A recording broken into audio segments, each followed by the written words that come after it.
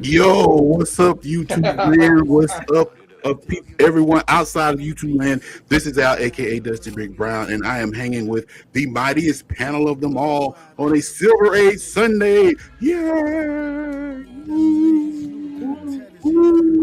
Yeah! Good afternoon, everyone. As you can see, we have some esteemed panelists, and we have one of the OGs on the scene. But first, what we're going to do is go to my man Sean. What you got for us today, sir? I got Avengers number 62, first appearance of Man-8, the monarchy of Man-8, man, Black Panther, and still one of the best characters in the movies. Winston Duke played the hell out of the role, so I wish we get a solo movie with just him. Yeah, you boy-headed demon. That's what I need to hear the whole movie. I'm gonna go next. Good afternoon, everyone. Sean showed his the other week. I couldn't find it, so I finally found it. Flash Willie Jackson number 1, and then to satiate the Silver Age, I got X-Men number 14. First appearance of the Sentinels is in the house, and Jeff. Yep. So I got the House of Secrets 92, the first appearance of Swamp Thing. Yeah. And then got the video, the short that got me 1.6 million views on my damn YouTube. Well, I don't know where all those people came from, but I appreciate it. Jeff, I'm gonna fill you on a secret, man. It was me. All those bots. Oh, that was me straight up. That was me, brother. Yeah. Trying to help you out. Last but not least, we have. He don't need no book. Well, I got this big German bratwurst. Excuse me while I whip this out.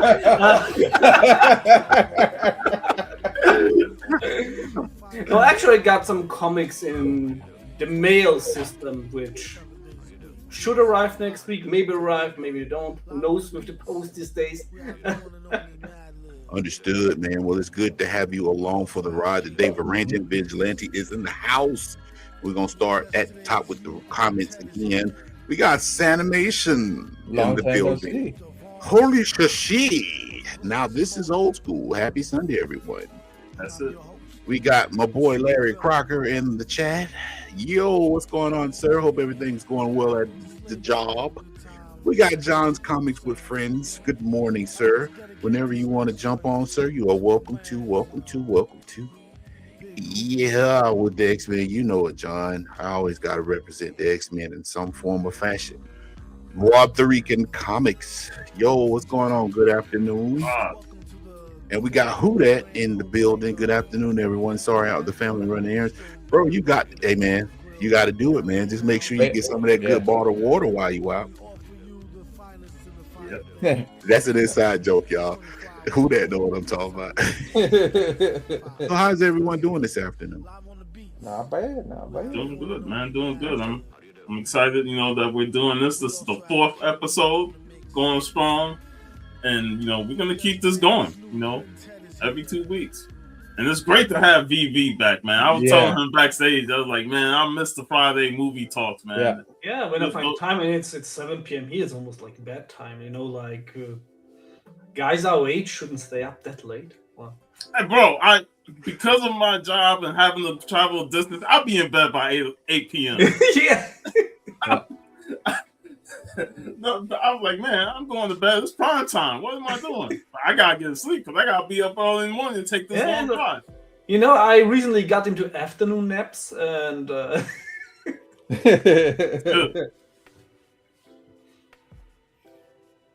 yeah, man. You know what? I can't take afternoon naps voluntarily.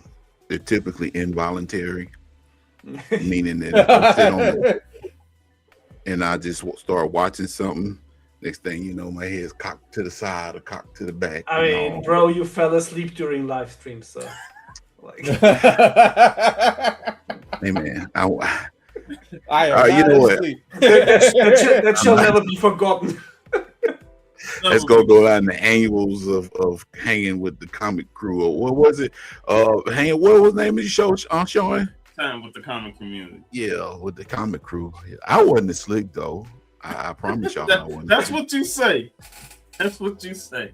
Now, that's not to say that I've not been on some live streams and wanted to pass out. That is the truth. Yes, but on that particular day, I wasn't asleep. No, because it's so funny when you pop in the stream, you move, and then all of a sudden you just stop moving, and I'm like, "Is that good, man? Is he waiting?" Maybe some out of body experience. That's what it could have been. It could have been VV. I mean, at some point, but thankfully that was.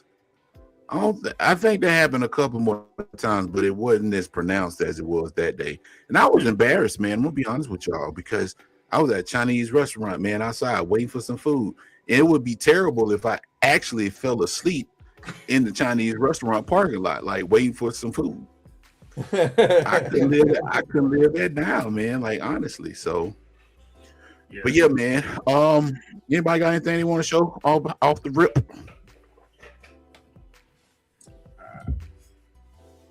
Not really. I think you gotta come prepared with shit. I got the new phone. Hey, let us see it, Jeff. What type of phone is it? The S26. Oh God. Okay. Yeah. So you can do some CIA shit with that, can't you? Pretty much. You've seen it already. You guys seen some of it already. Hey man. The only reason I even needed one was because the last phone couldn't hold the charge anymore. So I'm like, well, I might want to go get one before that thing dies on me. Can't use it no more. I'm like this with cell phones, right? Like, I love technology, don't get me wrong, but I'm not the type of person to go out and buy a brand new phone every time they come out with a new version. Yeah. I have this.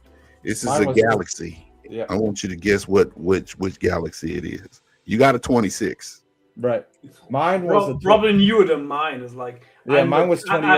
Mine was a 21 that almost died. So yeah, mine was 6 years ago. So I use a phone until it dies. Like, so, me too. Yeah. This is a 21. Yeah. And I was thinking it was older. Yeah. Hey, it would have been, man. I remember I had a Galaxy S4, man, and I'm like, VV, boy, that thing, man, I charged that thing, and it was like, every time I charged, it's like it was about to explode. Yeah, just recently changed from a smoke signal to a phone, Yeah. The only reason I even, like I said, you guys, same thing happened to you guys. Mine died finally, so I'm like, before it dies, and I need to get everything off of it, let me go get one before everything. I can't get nothing off of it. And the only thing I bought recently was like a new gaming PC, because I think this year is probably one of the last chances to get like a PC for an okay price. Luckily, I bought it before like the whole RAM thing is like started and everything went like crazily expensive. But let's just say the moment that communist China is at war with the US, good luck finding something low price tech. Shout out to Chicago Salty, man. I did watch that video. I never replied to you on Instagram, but I did watch it when Pete uploaded it. So it's if you guys want, Pete's links are all on my on my channel on my Silver 8 Sunday one. I put Al's and yours, and I'll put VV's later. But yeah, everybody, So Pete's up to 4 subscribers, I think 4 to 5, something like that. Let's get him up to at least 100. He's supposed to interview me, but we're trying to figure out the date. Okay.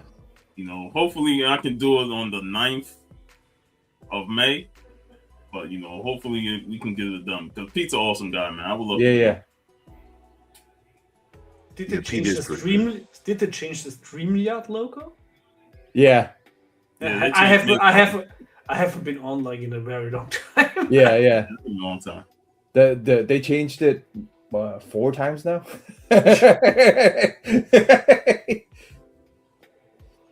Yeah, they add a lot of stuff too, man. It's expensive now, man. Like if you got the paid version. Yeah. What is it? There's Restream now too. There's other ones. You get so there's other versions of this thing. Have you used any of them?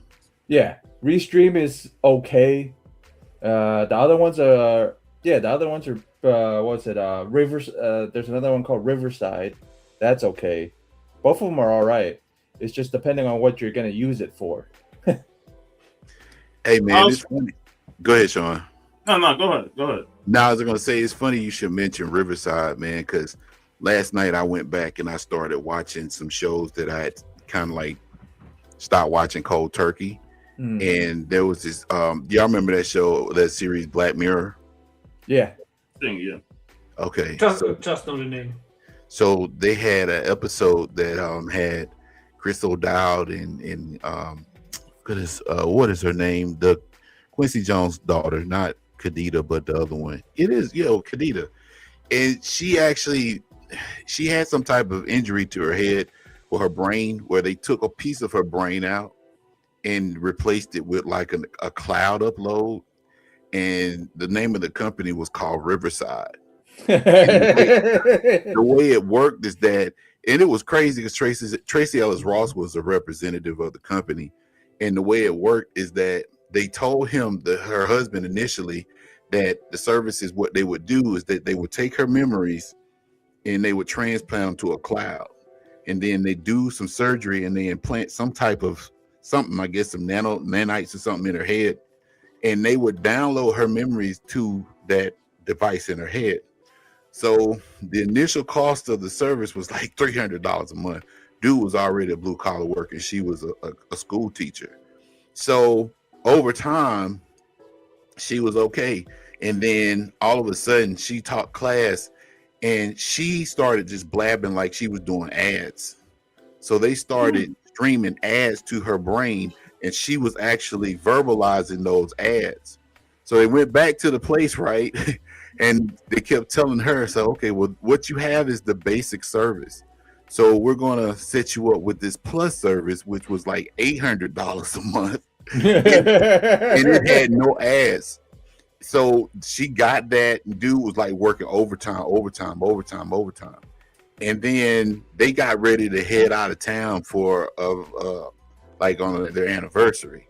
And when they got to the city limits, she just passed out. So he didn't know what the heck was going on. So he turns around. As soon as he turns around to go back into the city limits, she just comes back online. So they go back to the place and say, well, what happened? And it's like, oh, we haven't rolled it nationwide yet. It's only currently in your city and your county. So for an extra $1,000 a month, you get nationwide coverage.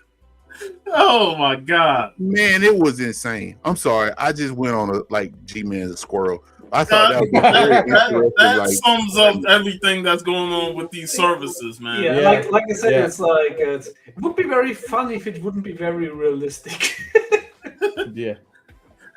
Hey, you gotta pay. You pay for the free basic streaming service, but you get a shit ton of ads. You pay for the service with no ads, they still find a way to throw an ad in there.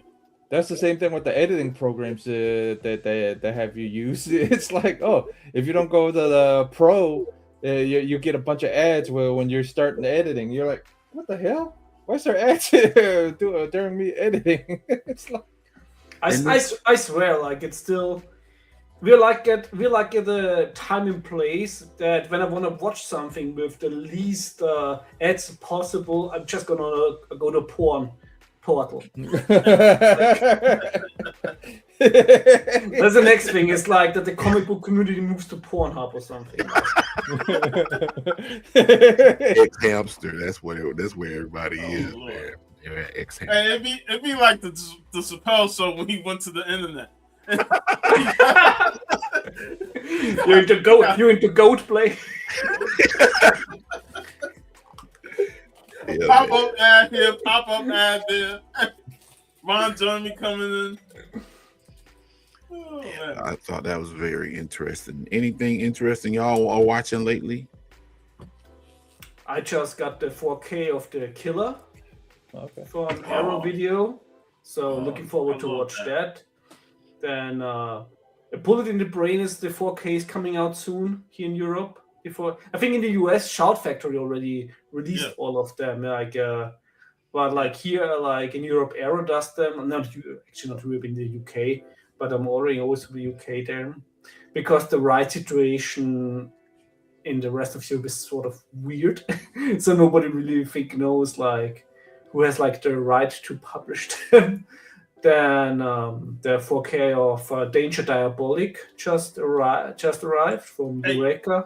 Hey V, when we watch The Killer, they're like, man, this is a great fucking movie. Then we watch Bullet in the Head. I'm like, damn, now it's hard to figure out which one I like the most because both movies were great already, and it's like these movies are overwhelming. Yeah, I'm just like for me, The Killer is the best one, but everything is very close. Of course, like Hard Boiled is also amazing, especially the action in 4K. Crazy! I'm so happy they released those, and I'm also very happy that the production company did it that cared about the movies. Because the worst thing is when a big studio releases a 4K, then you usually get like some really lackluster experience. Or the worst thing is when James Cameron does like the 4K and just let an AI run over it. Then I returned the Terminator 4K after halfway watching it through because this is bullshit. Like this is an atrocity and not a real 4K release. I agree with Sanimation. Like them suckers are selling out quick. Oh, yeah. That's why like soon as they release, I had to order them. Yeah, Shoyung Fat is the best. And I'm so happy also like a lot of his older movies got released in the UK. Like finally like The God of Gamblers. Yeah, but he's the Keanu Reeves of Hong Kong.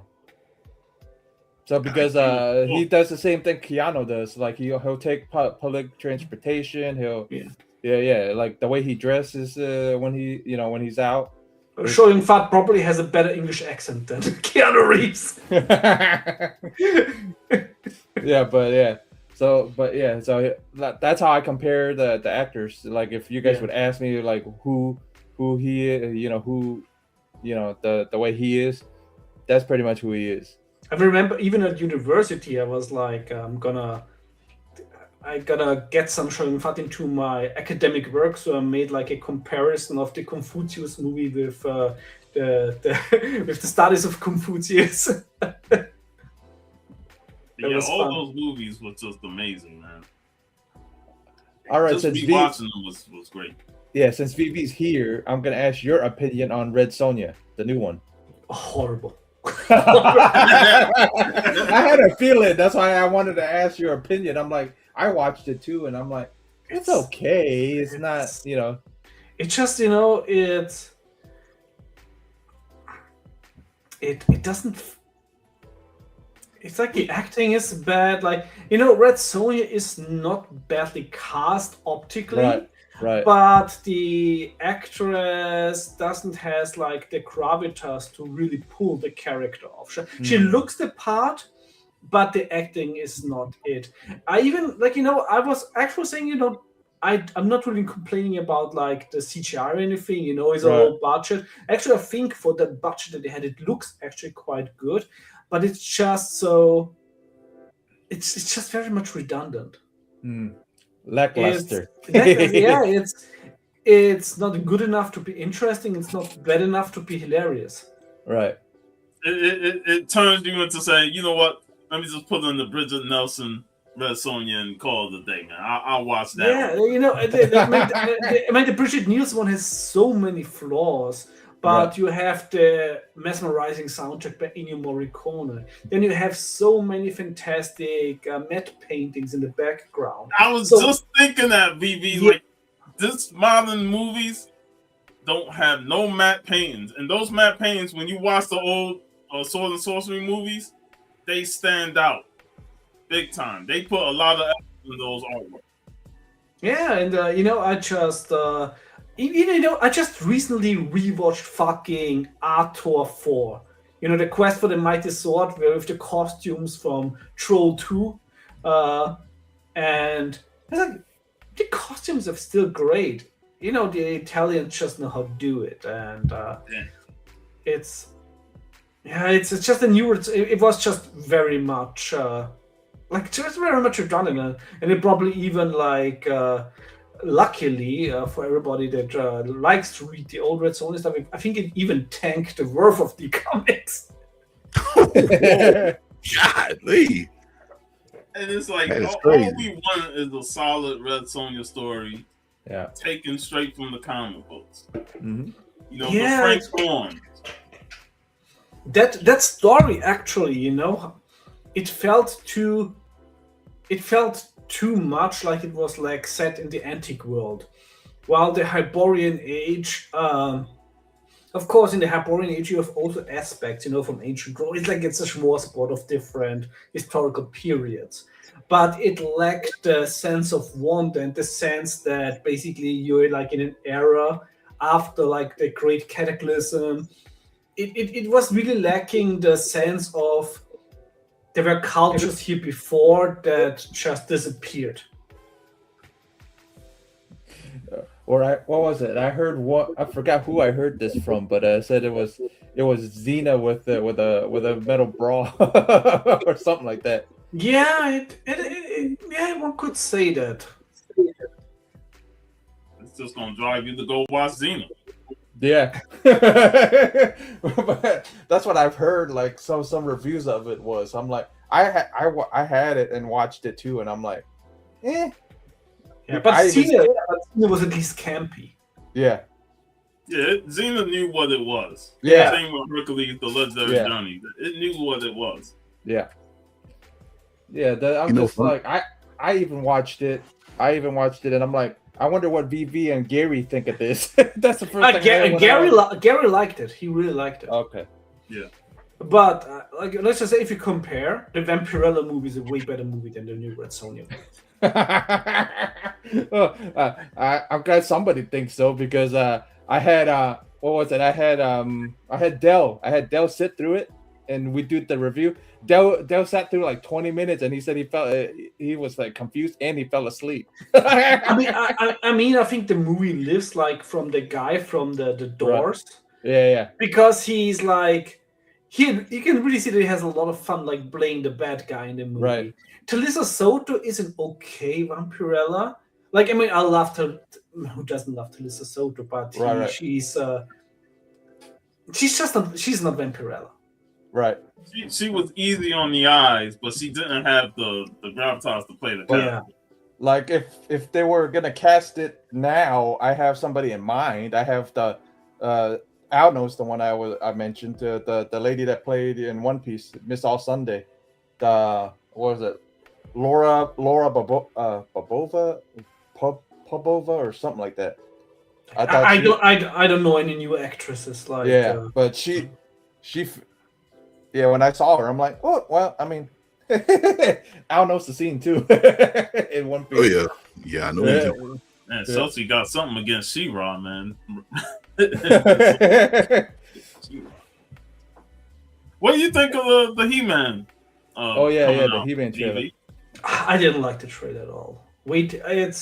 I think that if you're a fan of the cartoon of He-Man, you might gonna like it. But if you're a fan of the mini comics of He-Man, like I was when I grew up, it's way too bright. Also the mini comics, the mini comics had a more matte tone and they're more like savage, and it's too funny. Like, I want the Alfredo Alcala version of Masters of the Universe. So for me, the trailer didn't do it. So I'm not gonna watch it. But everybody who's gonna enjoy it, have fun watching it. And I really think if you're primarily a fan of the old cartoon, you might really enjoy it. But if you're a fan of the more I wouldn't say adult orientated, but the more adult looking original mini comics, then it's not it. Well, see, the thing was for me, like, soon as I saw the settings and it's in New York City or something like that, I was like, nah, I'm not interested in this because I'm like, I want to keep it in Eternia. Right. Keep it there.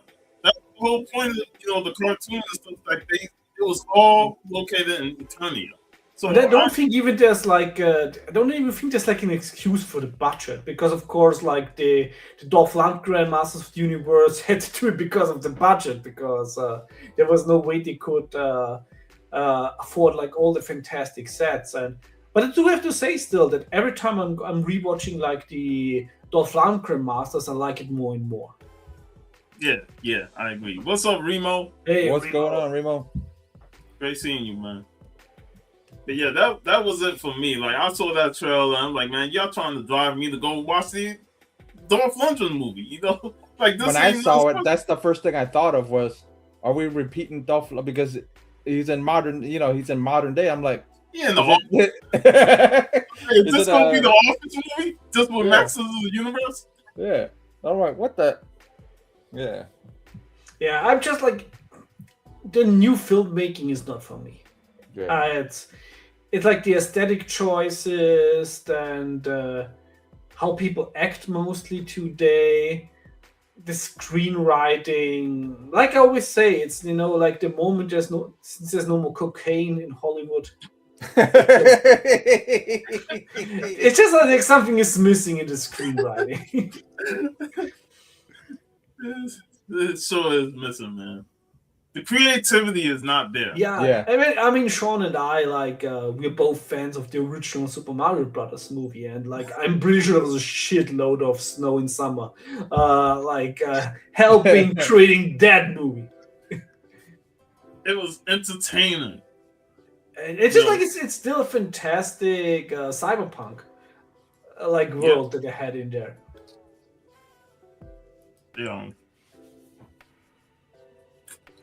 Yeah, I think that the Masters of the Universe movie probably would have done very well 10 years ago.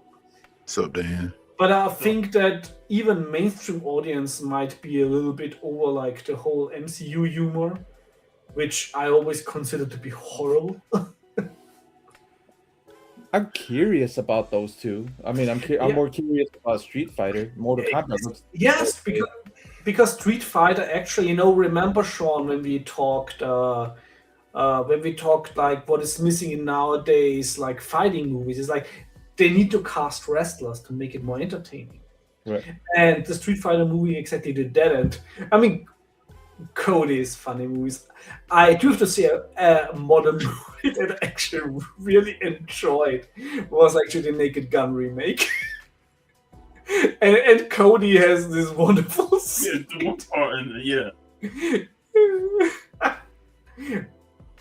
I'll hold my reservations on the Street Fighter movie until I see it. I'm not going in with super high expectations. But you're going there.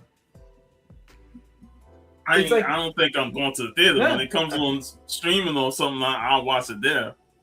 But Mortal Kombat, I wasn't a big fan of the first reboot of Mortal Kombat film.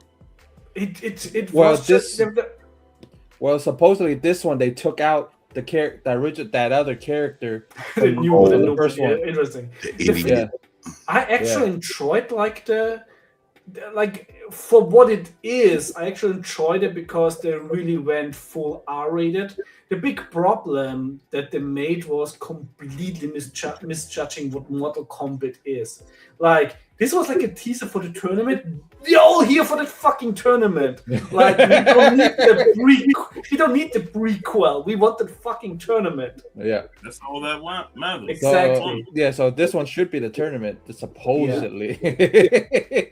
Yeah. So I'm curious about it. But what would have been cool would have been Street Fighter, Mortal Kombat, and then Tekken. Like, if they released three, all three, it would have been. That would have been cool if they had, the third movie would have been a Tekken movie. They've already. Go ahead, VB. Go ahead. Yeah, I think that with the last Tekken movie coming out, yeah, they had sort of a Dragon Ball Evolution thing going on. Right. You took the words right out of my mouth, VV. I was just about this. Boy, that movie was that was King of Fighters terrible. Like, Right. like, nah, man. But the This three games I grew up on were those three. They were Street Fighter, Yeah. Mortal Kombat, and And Tekken. it's like always so funny where it's like, you don't have to reinvent the fucking wheel. Nope. Like Bloodsport is the blueprint of a tournament movie. And you have the tournament and that's it, it's fine. It's like there's nothing you don't need to add to it. And if you add to it, don't take away from the tournament. I mean, to add what Vivi just said, I mean, Mortal Kombat is a direct ripoff of a Bloodsport because the game was actually centered around Jean-Claude Van Damme as the main character of the game. Yeah. So you already got something to work with, but it is what it is. But I don't know, man. I've been talking to people about the Street Fighter movie. I don't understand how people like, and I don't know, man. It's like, bro, it's based off a video game for people. It's got a green dude that's half man, half beast. Right. You got dudes that throw fire out of their hands. You got one dude that can stretch like from here to McDonald's down the street from my place. Right. You know what I'm saying? You got a big Russian dude that jumps up in the air like 30 feet and spins people around and drops them on the head. Like it is what it is. I'm happy that it wasn't the Street Fighter from '94, even though I have an affinity for that movie. Right. It's, which of course is saved by M. Bison. Yeah. Right, Or exactly. like, Raul Julia. Yeah, you're right. Raul Julia. And then Bison is played by Bison is played by from Das the movie we talked. Yeah, that's both. Remember we talked Late Night with the Devil? Oh, that's such a fantastic movie. And he's in One Piece. Yeah. Oh yeah, as Mr. 3. As Mr. 3. He does a great job. He's also one of these actors, when he plays like a small part, he adds to the movie. Yeah. Those are the and he's a great comic book writer. Yeah. Same thing. Like I wrote you. Yeah. You're not the only one. You did, and a couple other guys did. Like the Smochin. I'll go. Oh yeah, I read some of his stuff. Yeah, he would. He would do like the Count Crowley comics are fantastic reads. And then we were joking around, and then I go, I probably can do one.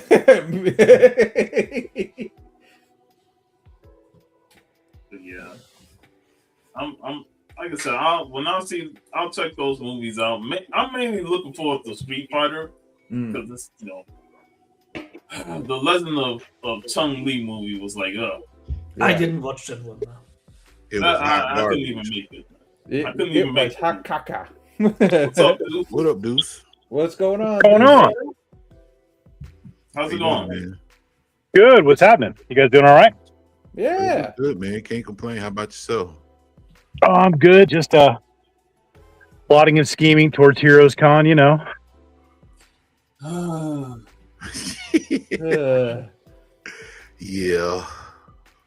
Well, I guess that's a big no from all y'all, huh? Well, there's too much going on. Plus, I had plans to go to New York ever since last year for this year. Oh, really? Yeah. I don't know, with everything going on, I'm not sure about it. I was gonna say I need to catch up with y'all, man. It's been a minute. Yeah. I've never met you, Sean. I've never met you in person, or you, VV, or you actually, Jeff. I mean, it's not a lot of people met me. Yeah, well, some, but not a lot. Unless we got a portal type of system, that's the only. I know, right? I mean, like, well, I know VV's you're probably. I don't even know where you are exactly, honestly, but yeah. Parts unknown. Yeah, parts unknown. Yeah, I was gonna say you just using that witness comic book protection program, Nah, the Mossad probably knows, but otherwise.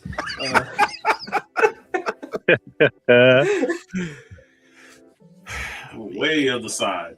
Yeah, way. Kind of figured.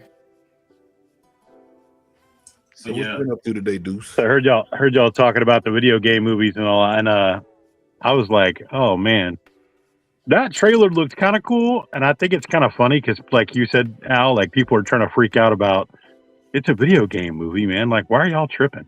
It Yeah. doesn't make any sense. You know, I don't. but Go ahead. I was just excited to see Blanca in the trailer because I figured they were going to skip him altogether. You know, And he's shaking it up. The original tribe. No, Blanca is Jason Momoa. I'm sorry. Yeah. The original tribal chief is Akuma. Yeah. So I got to give it up to him. Yeah. Chief. Is he gonna say that in the movie? Acknowledge me. Yeah. Oh yeah, that'd be funny if he does. That's gonna be added to the next Street Fighter game. Akuma saying, "Acknowledge me." Hey, don't. Right. Hey, I Funny. would put it past a man considering Triple H did a pedigree in Blade. Blade free. I thought that was so terrible, man. I was so Well, embarrassed. Gyro might but end the- up doing Cody's move. but the thing is that Triple H was actually still of the one salvaging things from Blade 3 because he was so bad. oh, I forgot he was in that. That's right. Yeah. Yeah, just reminding you, Deuce, man, that Triple H was in Blade 3. That's the reason why most of us don't really care for that one. Yeah. And the Chihuahuas. That movie was, I feel like they could do another Wesley Snipes Blade and do it. You know, they could. There's so many good stories they could use. You know what I mean? Well, Wolverine and Deadpool proved that we could still get another Wesley Snipes Blade. Oh yeah, absolutely. And again, I mean, dude, when I saw it, I lost my mind. I was like, hell yes, bring it back, please. Yeah, exactly. You know? Even here in Austria, like when I watched like the Deadpool was it Wolverine movie like in cinemas, and I just went there because I heard the spoilers that Blade is in it, and I was totally marking out in the cinema, and then suddenly, wait a moment, I'm not the only person here that is cheering for Wesley Snipes as Right. Blade in the cinema. So it just. I really think that, it's actually proven that basically also back then, a lot of people just loved Blade because it was just and a lot of people didn't even knew that Blade was a Marvel character. No, they didn't. Well, he was a kind of like a tertiary or even further down the rabbit hole, I would say, character than that. He was in Werewolf by Night. He was in some, Tomb of Dracula books, but he had very, very little exposure. Even in comics, really. I remember actually, I only realized it back then, and I was actually like an avid Marvel reader, but I only just realized it in the Spider-Man cartoon when Blade had like this cameo. Yeah. Blade's damn near 70. And the original cut of Blade 2, you got to see Morbius at the very, very, very bitter end. There was another like the first one, the second one. Yeah, and the first one, it was at the very, very I end. remember I showed Sean that when the first time I went to Prague, I went like to all the shooting locations from Blade 2, and that was also like a lot of fun. Yeah, I'd love to see it. Near 70 years old and he's still kicking ass, man. Yeah, dude, for real. And even if they didn't have him as the titular character, man, they could have worked something out. Whistler or something. Yeah, he could have been the version of Whistler. Man, Chris Christopherson is he ain't here no more. I was gonna say, how old is he now? Good lord. He's decomposing. Yeah, there is that. Yeah, he's the actor sadly passed away. Yeah. Well, like I said, maybe make a part for Wesley to be the Whistler type character or something. I'm pretty sure like a lot of the audience, as the comics have shown, is very interested in Blade's daughter. Yeah. Right. Well, what's funny is, that we all know that was Marvel's first successful movie. Every other movie they did before that bombed. Mm-hmm. Yeah, even though there were some fun movies, up to this day, I still think that David Hasselhoff is. I mean, of course, I'm German. Like I need to love David Hasselhoff in anything. But I still think that the Nick Fury Hasselhoff movie was actually entertaining, and a lot of one of the movies which actually I think everybody's sleeping on, and I think is a fantastic '90s horror movie, is the Man Thing movie. Mm. A lot of people don't even know that there is a Man Thing movie. I wasn't even aware of that one either because I would go check that out for sure. I'm a big Swamp Thing and Man Thing guy. That's a pretty good R-rated horror movie with boobs. With Marvel movie with boobs. I mean, of course, we already got duck boobs in Howard the Duck. It's also a fantastic Marvel movie.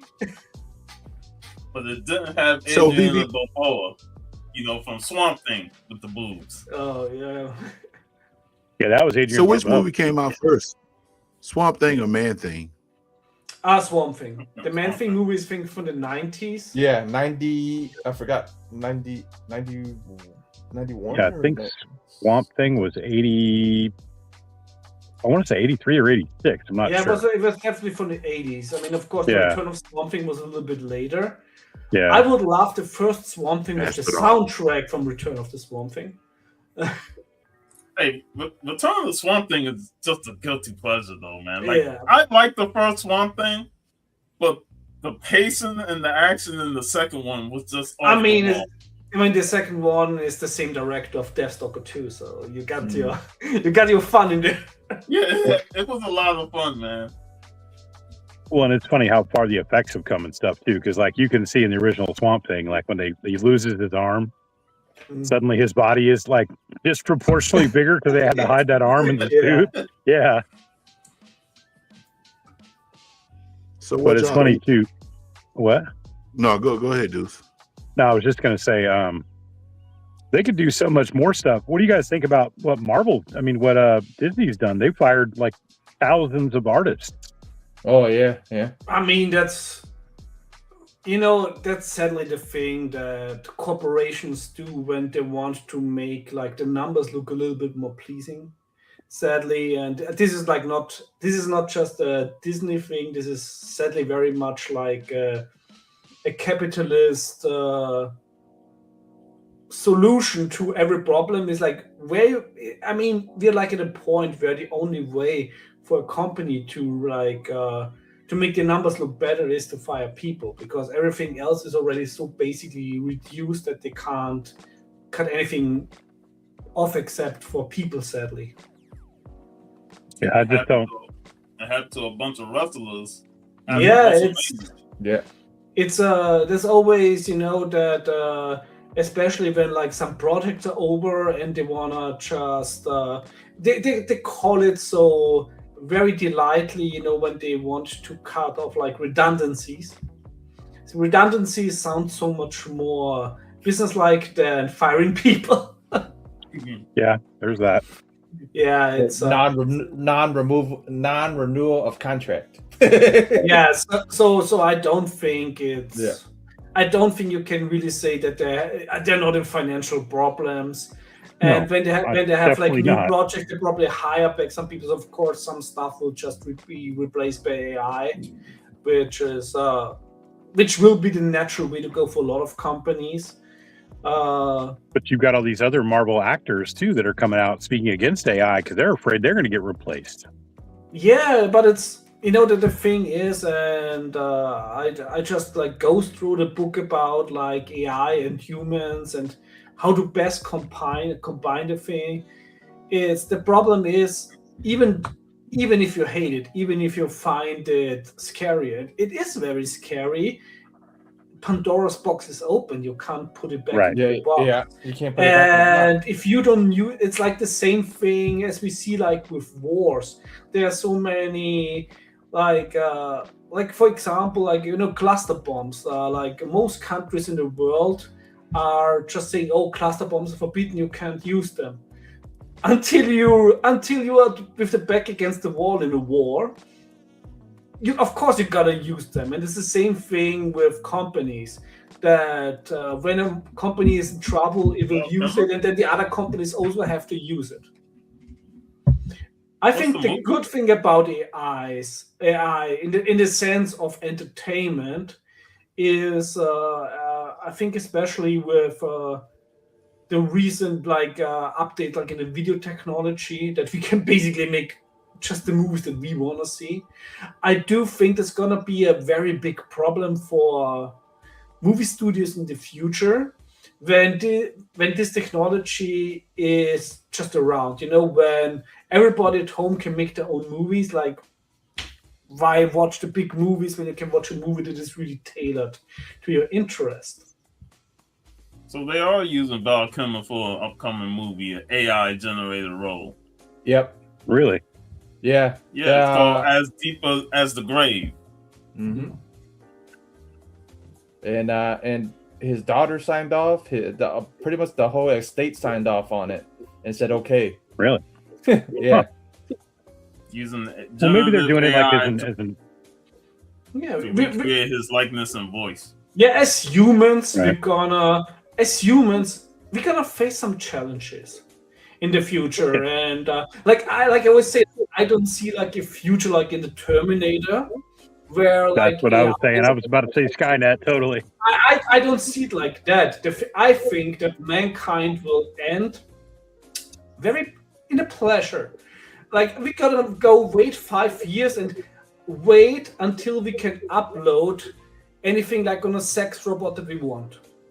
Nobody's gonna date humans anymore.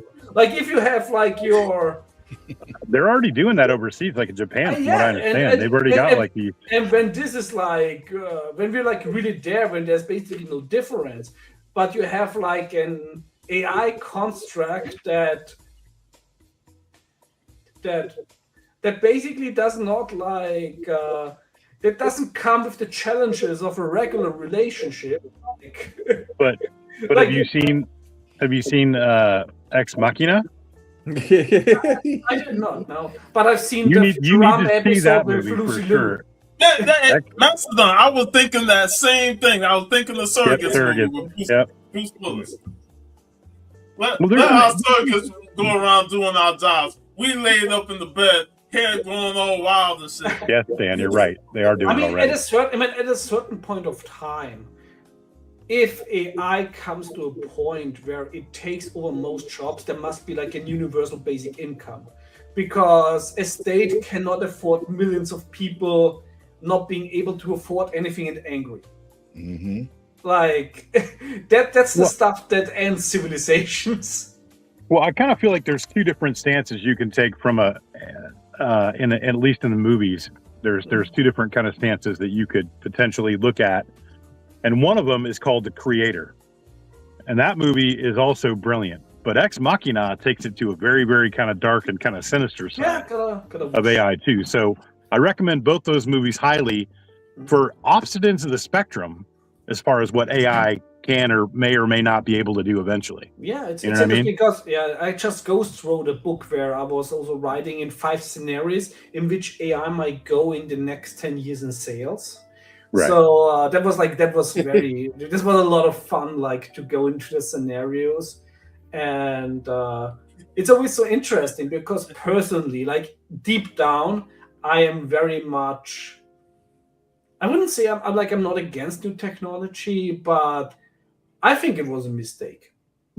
But the thing is, it's here and we can't put it back into the box. So we got to deal with it, even if we don't want to deal with it, because otherwise it's going to deal with us. Pretty much. Yeah. Yeah, it's like the same thing, where it's the same thing like with a sword. Is even if you don't use a sword can be used against you. So if swords are like around you also gotta have one. And that's basically how the US works, where you can never ever de-arm the US because there's so many weapons around. While of course, like in Europe, since there's like no weapons around, it's very easy. Like you don't need to have a weapon because there are no real weapons around. But in the US, if I, as a European, that is totally against the right of civilians to bear arms, because I think that arms should not be in the hands of civilians. If I would live in the US, fuckload, I would have a whole basement full of guns. Because you need it, because other people have guns. Well, I mean, people talk about all the time that, guns kill people. I'm like, well, people actually kill people. A gun sitting on a counter doesn't kill anybody. And you got to guns talk are about just murder making it a rates, little and then you more got to talk easier. about all the other crazy stuff going on in the world. I mean, people kill people. I don't care where you live, sad but true. Yeah, but You know? it's way tougher to make a massacre with a knife than with A gun, right? with gun. True. Yeah, but it's like I say, it's the whole. But it's going difference. back to like if your you- cluster if- bomb. Yeah, if you you know? live like in a country where there are like no arms around, you don't need those arms. But if you live in a country that has arms around, you also need to have a gun. Like you don't want to, you never want to be behind in an arms race, and you never want to go to a shooting with a knife. Like, Right. Yeah. So this is also why I'm not criticizing Americans because they want to have guns, because like you would be stupid if you don't have guns. That's crazy. Yeah. My weapon How of do we even choice, get on this topic? poison darts. That's it's what I like because like of course with AI and stuff, and poison darts. yeah, it's like also with a company, like if you don't use AI, another company uses AI and they're gonna outrun you, like in the technology race. And this is like, even if you don't like it, you need to find proper AI solutions that work Or for a happy medium. That's why the competition between these companies, like they're trying to outdo each other with this new technology. It's just like streaming. Look how streaming started out, and then everybody started jumping in the streaming landscape to say, we're going to pull out and create our own streaming service. Pull everything from Netflix and put it on our own streaming service. Yeah. Now And this look is how like many streaming yeah. services we got. And this is how you create a bubble. And the same bubble is with the AI. There is a certain AI bubble, of course, since a lot of it runs off venture capital. And once the venture capital runs out, the thing that make money stay, and the other things they go the way of the dodo. Yeah. And it's also with the streaming service, where I saw like a lot of streaming service didn't make it after the venture capital ran out, because I know that capitalism hates this fact, but there is no such thing as eternal growth. No, there's not. You're right. Yeah. That's a fact. Exactly. So and there are plateaus all along. Every single solitary company that's ever been has always hit plateaus at some point, and then falls, and then usually rises again. Exactly. And the big problem is, of course, if they're like if the company like is publicly traded, because if you make a lot of money but you make less money than you did last year, you get downgraded. And so basically this is like hope based on internal growth that is not possible. So it's but yeah, it's, I mean, we already see it. We're the last generation who saw the beauty of the 90s. If somebody would have asked me in the 90s if this would be the last great decade, I would have laughed. Now I'm like, I want to go back to the 90s. You and me both. Yeah, it's funny because most of us, I'm Gen X. I don't know about you guys. I know, Dusty, you're Gen X. VV, I don't know when you. I'm like Sean. I'm very early millennial. So with okay. With Jeff, I know you're 80, younger too. 83. I'm 80, 86. So yeah. Really, yeah. So My bid, millennial. my bid tells the story. Yeah. We have L from the greatest generation. Mine does too, bro. You better say it again, VV. Hey man. Hey, quick thing, real quick, and we're bringing back the Comic Hall crew for this one. But it's funny y'all got on that subject, because I've been wrestling with this when it comes down to social media. I don't know if it's a trend, or I don't know if it's just, I don't really know what it is, but it's amazing to me now how I see a lot of quote unquote content creators on social media that's actually taking things from the 80s and 90s and trying to contort it as if it's something completely brand new. Yeah. As if to say that my generation and Deuce's generation never existed. They like Thanos just blipped us out. And just like everything that's quote unquote being discovered now has just now came into fruition. And that I'm sorry. It rubs me the wrong way because it's as if there's revisionist history when it comes down to pop culture, and I don't like it. It could arguably be argued that my generation from the early 80s up through the 90s, mid 90s, anything that's considered posh now, it came out during our generation. Now I'm curious, what like give me an example of like what you're talking about, like they're bringing forward that like they act like they create. I'm just curious. Okay, so I collect video games and stuff, right? Sure. So you have content channels of younger guys and younger people rather. They're basically acting as if some of this stuff. Well, did you know that this woman that created the Street Fighter 2 soundtrack? Most people don't know that, but it's like they're presenting information from a point of view. It's like they're just recently discovering this for the whole world to see, instead of just saying, I didn't know that blah blah blah blah blah blah. Oh, because they're just figuring it out and trying to present it like, oh, this is new, and it's not. Exactly. Okay, I got you. They're trying to present it like it's brand new. And I understood. I just didn't get the context. You know what I mean? Yeah. Like this one guy I responded to yesterday, he's talking about, me and Sean did a show last week, and it was Jeff joined us the week before about anime. So, in my feed, I get a lot of stuff in my algorithms about anime. And this one guy is basically saying that anime, the boom for anime in terms of mainstream popularity in America came around in the early 2000s. And I'm like, hold up, bro. No. That's not true. No. Like, that is not true, because 80s and 90s showed a lot of shows that came from Japan over here. And yeah, it came in slow, but it did come through in a point to where it started being mainstream. So by the late 80s, early 90s, we started seeing Dragon Ball Z, we started seeing Pokemon, we started seeing Ronin Warriors, we started seeing all these shows. And all that. Right. But now all of a sudden, it's like, because anime is so popular now, especially over here in the West, it's like they're just saying this didn't occur. I mean, I've done research on anime because I like anime. Anime actually has his roots back in the 19th century. That's how far it goes as far as manga goes. Yeah, it's the 19th century. Well, manga, I would say, I get that. And in anime, it started in the 50s, of course, in Japan. But me being, Mum Ra the ever living, but I look better than him. It got started like I watched anime in the 70s. Speed Racer. A lot of people don't realize that's an anime. Yeah. Me and Sean talk about Battle of the Planets all the time, even though it was god awful. It was an anime from the 70s based on Science Ninja Team Gachama.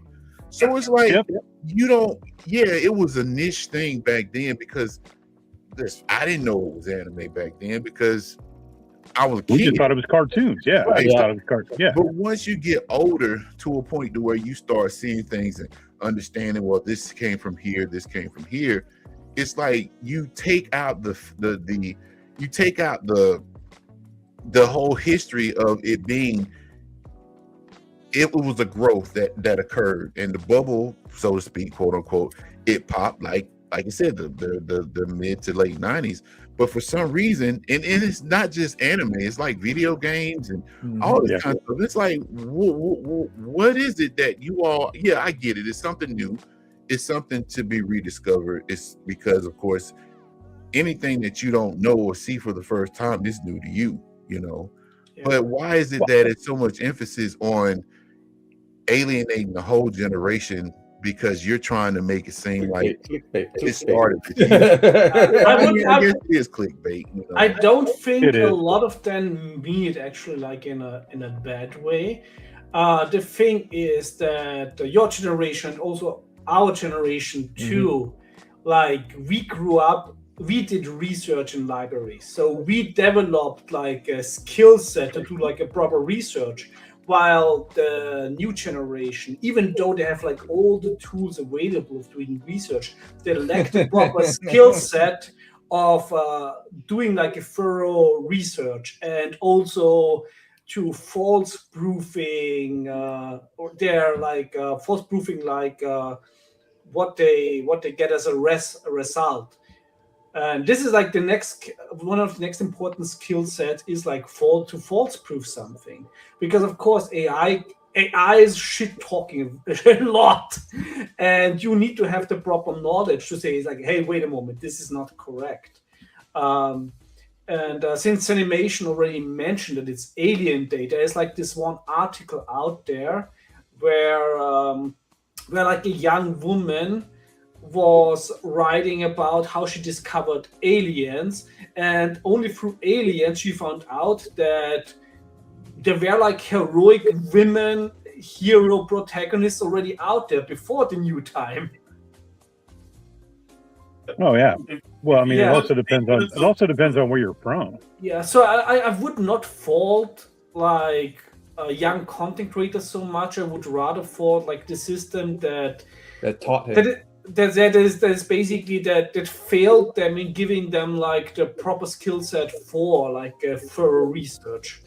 I mean, if you look at even ancient pantheons of gods and goddesses, you had female characters that were super empowered, like in ancient civilizations. You know what I'm saying? I mean, before Christianity, basically, that's been going on way before Christianity. Before Christianity had the idea of, wait a moment, we can use this religion to control women. Like in pagan societies, like in Germany, in the early Germany, it's like that women had the right to divorce, and if their husband fucked up, also like to keep the stuff. So this was like I say, it's that's also where you have like a lot of proper goddesses, like in pagan culture. But of course, Christianity is you of course you have like your Mother Mary, etc. But especially the Catholic Church very much is a repression machine against almost everybody that is not in power. Yeah, that's a whole different ball of wax. I don't think we should really dive into, honestly. That's just a mess, Yeah. But a big hot mess all the time. I dislike certain things because VV mentioned about the AI videos. That's people using AI to explain all the old stories, and sometimes I get annoyed by all these AI videos talking about the nostalgia of what we grew up with. And it's like, man, sometimes you're messing up the facts. AI can't actually say it right. And the dialogue does come off wrong. And this is why you probably need to edit it. Like, if somebody wants to be a YouTuber, they come from a country and they can't properly speak English. And of course, if you want to make money on YouTube, like the English market is still the biggest one for advertisers. Like, if you just use the AI, take your voice to translate everything in English, I don't see a problem in that. But you still have to edit your content. I think one of the best game theorists, like William Spaniel, actually uses AI to make his YouTube videos, and barely anybody notices. It's because he properly edits it. And then there are like videos where after 4 sentences, I can already see the pattern like of the current AI technology. There's a huge difference in quality. If you use AI with your data, with your information to present it better than you could do yourself, I don't see a problem with it. But if you just let AI run and you just take like the results of it without controlling it, fact checking it, and editing it, this is a big problem with misinformation. Well, that's misinformation rules the world, bro. Yeah, sadly, it's sadly. You know what I don't like about AI? I hate those gooner AI. Ram channel. I hate it, and I'm gonna tell you why I hate it. I'm a man. I am a man. But I'll be damned, man.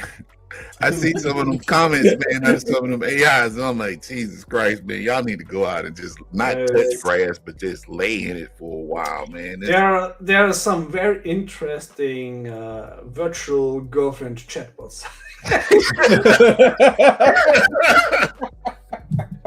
Yeah, I'm out of the loop, but I'm guessing you're talking about just like random people trying to show up and like say hey or something. What? Oh no, there are basically like with ChatGPT. ChatGPT is like a large language model. Yeah, so it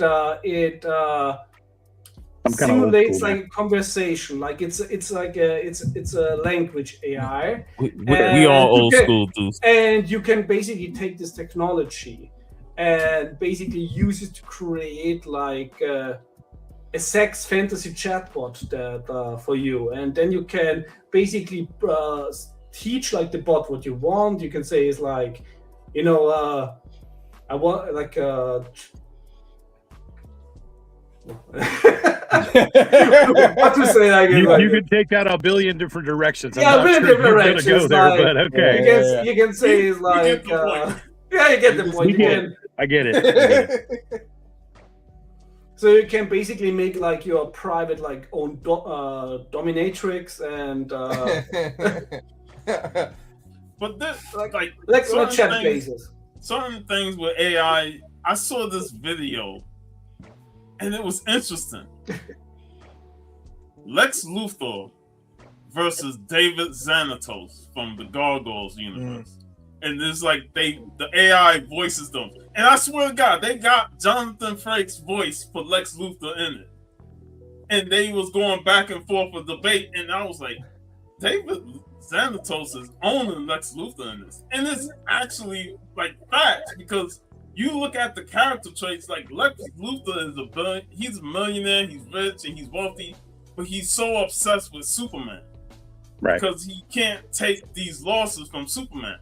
Whereas David Xanatos, like, yeah, he had battles against the Gargoyles, but if he lost, it's no problem. I got 4 or 5 other plans that actually won. So at the end of the day, I'm victorious, even if I lost a battle against the Gargoyles. So I'm not losing anything. I think the biggest problem with AI chatbot is they're large language models. They are not designed to be an encyclopedia. They are not designed to make choices. They are just designed to make assumption which letter is the most probably to come after the next letter. And that they can be used to get some sort of information is a byproduct. But it's not what they were designed to do, and hence they are flawed because they're not designed to give the proper information. Like I'm pretty sure it's going to get better in the future, etc. But I don't think that you can properly use an AI and say, okay, now we can have like the objective decision of which character wins against which character. It's impossible because the AI, in order to do that, gets the same sources that we get, and all of these sources are very subjective. So it's not designed to give like an objective viewpoint. Like the data is very much biased. Well, I kind of feel like exactly. It's all kind of subjective, right? Like it all kind of depends on. I mean, there are so many factors that go into even just the word danger. Like it's partially environmental, it's partially emotional, it's partially there's lots of different things that go into that. You know what I mean? Yeah. So I don't feel like. I mean, unless you threatened AI, and there have been people that have been threatened like to shut them down, and AI has been proven to even lie in real-time situations in order to protect itself and not get shut down. Yeah, it's lazy in a way that if you don't use like a deep search, I think it's making us lazy as well. Yeah, that's true. That's a big problem, and basically sometimes I feel it's like a skinwalker. Yeah, I mean, I can see that. I mean, because like, okay, let me put it to you this way: it's kind of like the movie Idiocracy too, to a point, right? because like when that movie came out, like all the stuff in it was so absurd. You know what I mean? But if you go back to like, if I go back to like when I was a kid, and just as an example, I used to remember like 20 phone numbers, man. Mm-hmm. Like 20 phone numbers. Can't do that now. And I could just rattle them off. You know what I'm saying? Like, oh, you wanted my buddy Scott's number? Oh, it's this. Blah blah blah blah blah blah blah. Now I can't remember like 3 because I don't have to because it's on my phone. Yeah, the brain is a muscle, and the muscle needs to be It trained. is a muscle. You're exactly right. It needs to be trained in order to stay active, and right. That's why sometimes everybody should do stuff that is not convenient, just in order to keep like the machine going. Otherwise, we are losing like the skill sets that we are obtained with hard work. And some of them are also being made to be obsolete too. Like, I mean, like when they started doing the whole thing of like not teaching cursive, I'm like, wait, so you're not teaching the language that this country's like founding documents were written in? Huh? You know what I mean? Like, that doesn't make any sense. Yeah, a lot of. And the next thing, like we're already going. I mean, of course, it's like it's not a very revolutionary thing to take Orwell's 1984 as a warning nowadays. But like the newspeak part of it is sadly, I see it like in schools and universities, you know, that the quality is dropped more and more and more. So it's not like, oh, we have to teach people better in order to have like. Do you feel like that's intentional? It's intent. I don't think it's evil intentional. I don't think it's like we have to make the people stupid so we can rule them better.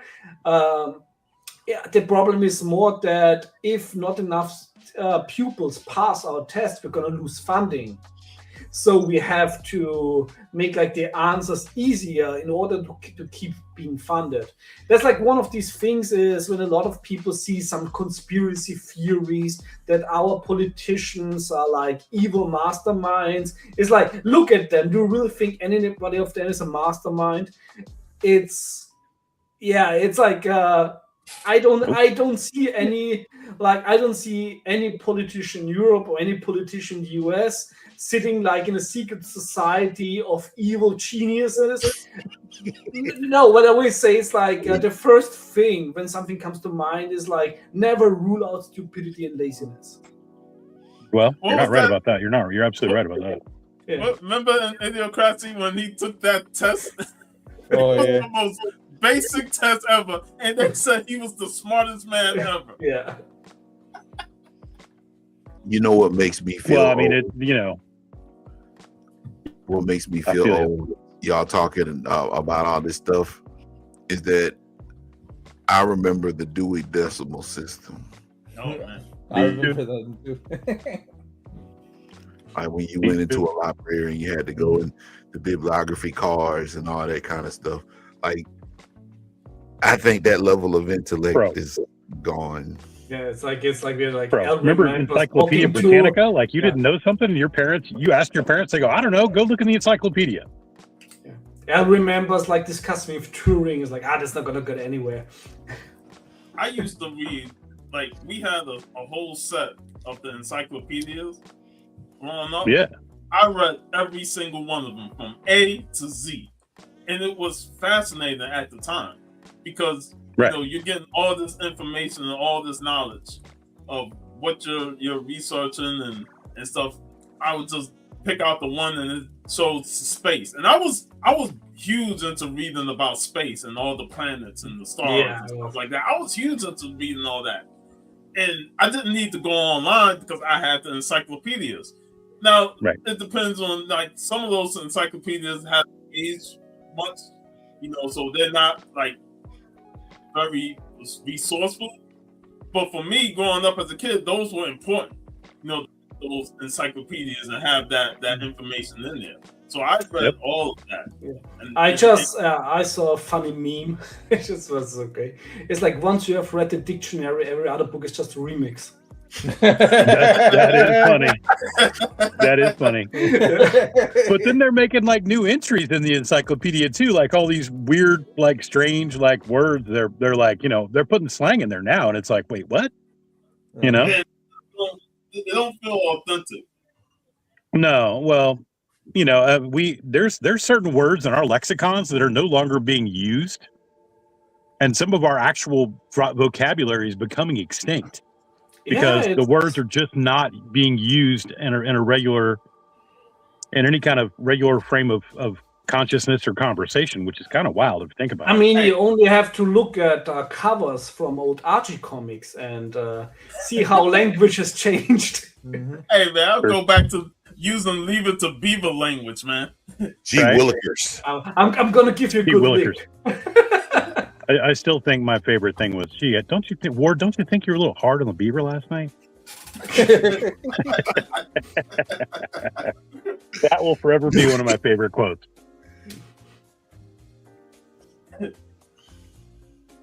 Yeah, this is a good conversation here, man. Mm-hmm. But there's always the other thing that I say is, like, we can't change the world is going like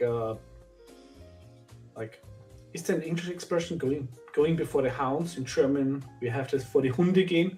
Like we can't change like the big decisions that are out there, but we can at least have a lot of fun during the downfall of society.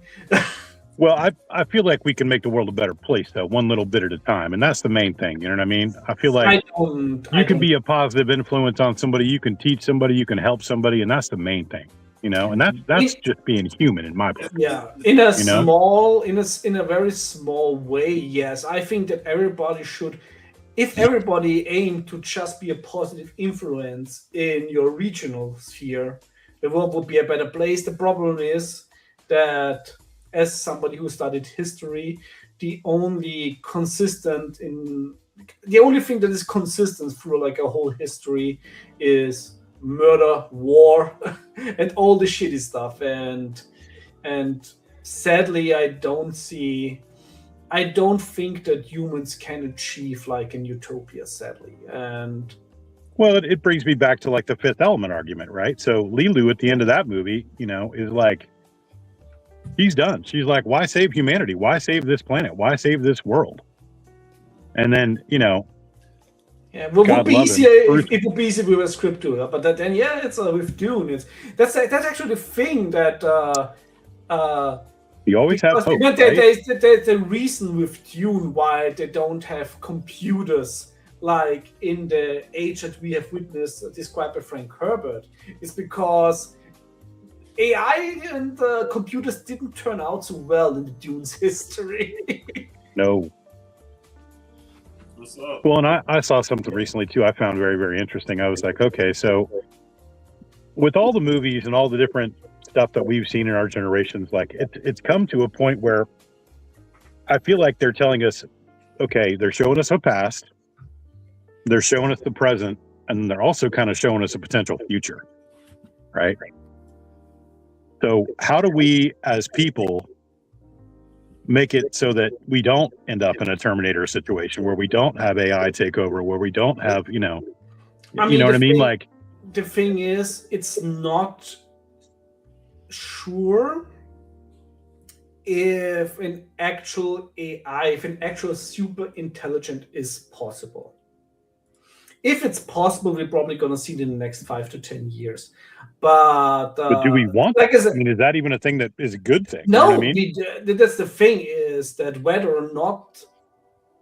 and this is something, sadly, that I think is one of the truest parts of the whole Terminator franchise, is that Judgment Day, it's inevitable. Judgment Day is like, you can't avoid it. You can only postpone it every time.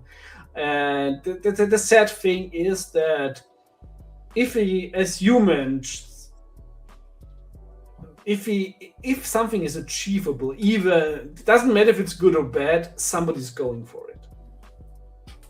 Yeah.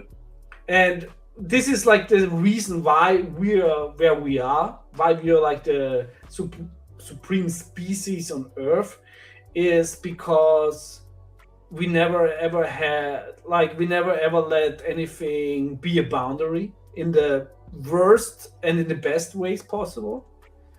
And if intelligence and the AI super intelligence can be achieved, it's gotta be achieved. It will be achieved. Doesn't matter if it's good to do it, if it's not good to do it. That's the sad thing. It's like the same with nuclear weapons. Yeah, I feel like it's a slippery slope no matter what you do, honestly. Yeah, it's like if it can be done, it will be done. The next big question will be what I can see, which would be which I think is very unlikely, but I think would be a possibility if it's theoretically achieved, but nobody presses the on button. Like, this could be something. This has been shown to be done in the past. And you know what's funny? Remember, me and you, we talked about this. History has a way of repeating itself. Without a remixing itself. Repeating or remixing. Yeah. Either way, something's gonna come around. And you know, we've read stories, you know, about certain things. We read a lot of comics, we read a lot of short stories and even movies. Like, movies show like all this tyranny and corporations and how they do things to push people down and keep themselves afloat. You know what movie I recently rewatched that we talked about? Soylent Green. Oh yeah. Oh yeah, that's great. We talked about it, yeah. Classic and how they keep the poor people at the bottom and the elites at the top. And we've seen this throughout a lot of media. You know, even in a show like Spider-Man Unlimited, where the high evolutionary and his ilk was on the top, and then all the humans and stuff, they were at the bottom. There's always that the upper class of the rich and the bottom class of the poor. That's been told throughout the history of time, you know, and it seems like it keeps getting more and more prevalent as the decades go through. And now you're seeing these corporations buying things up and taking things away from the middle class, and they just say, "Yeah, if you want this house, you gotta go through us to get it." Yeah, and it's like it's getting more and more prevalent to what's going on today. And they're trying to stop a lot of that now. They've actually passed some stuff, hopefully that'll stop these corporations from pricing people out of homes. I mean, if you go back and look at the statistics from back in like the 70s, if your dad worked and your mom stayed at home, and he made enough money to take care of the house, the car, the food, the electricity, like, you only needed one income. And a house was affordable because it was like, I can't remember the statistics, but it was like, but everything has gotten so priced out of market, and partially because of what you just said, these corporations buying homes and pricing people out of the market. But I mean, like, it's like, to own a home in this day and age, like, if you're trying to go out and buy a house, it's going to cost you probably, I don't know, I'm ballparking it here, probably 32 times what you should pay for it. Yeah. And at a certain point, the system will break because it's not sustainable. Right. Yep. But at the same time, you've got so many other people. And again, I heard somebody else talk about it the other day. You know, if you own your home, well, do you really own it? Because if you don't pay the property tax, they're going to take it away from you anyway. That's the thing is, but like, if you live in an apartment and you miss a payment on that, they will happily kick your butt out of an apartment. You know? So it's like, huh? It's like it's monopoly. The bank always wins. Yeah.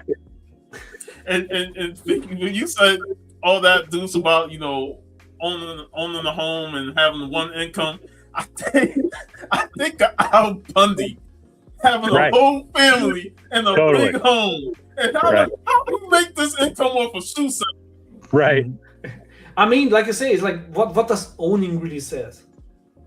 It's basically you're allowed to own it until further notice. It's like the same thing. You can be like, you can save up having like a nice amount of money on your bank account. What if the state decides that we don't like your opinion, so we're gonna freeze all of that. That's our administration. Yeah. You say one wrong thing, they ready to throw your ass out. Yeah. That's another question. Yep. That's like the thing. Is like I'm, as a German, you never be a big fan of Winston Churchill, but there's like one quote by him that I think it is by him at least that is actually very much true. It's if voting could actually change anything, it would be forbidden. Right? Yeah, they would abolish it because things would actually change. Yeah. Yeah, we've seen that over and over and over and over and over. And this is also why I think it's so. I know, like, sadly, this is exactly what everybody wants, that the people argue over. That the people argue over like petty things.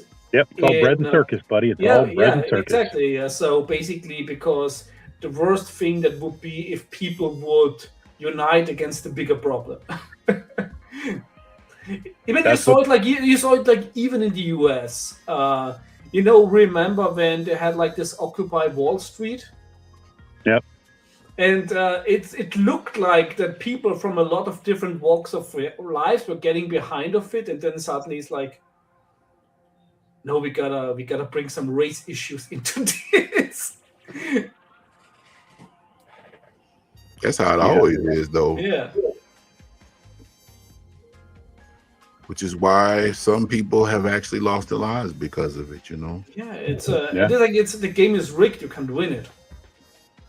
Yeah. Fred Hampton comes to mind. And this is who? Fred Hampton. Oh, yep. Because he was uniting everybody. Yep. And he ended up, they killed him while he was asleep. I think in Philly, I think.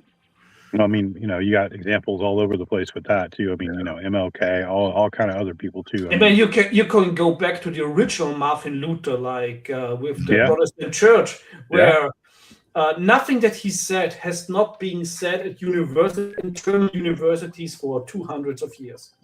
The problem with him was that he said it outside of the university, and regular people listened to him. Well, you got to remember, even some of like the ancient Greek scholars were ostracized and threatened, and even held. And they thought Galileo was batshit crazy. Yeah, and and a lot of assumptions to Galileo, like in the afterwards. It's crazy. Like the thing was just he questioned the authority and he questioned authority, and the problem was that.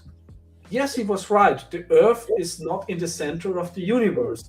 But the problem with a dogma in church is, even Kevin Smith pointed it out, that if one dogma is wrong, then it means that God has flaws, and then the whole system breaks apart. Falls apart. So so of course the church was like, nah, we can't have that. I still go back to my classic favorite. I still go back to my Alan Moore. I still go back to my V for Vendetta, baby.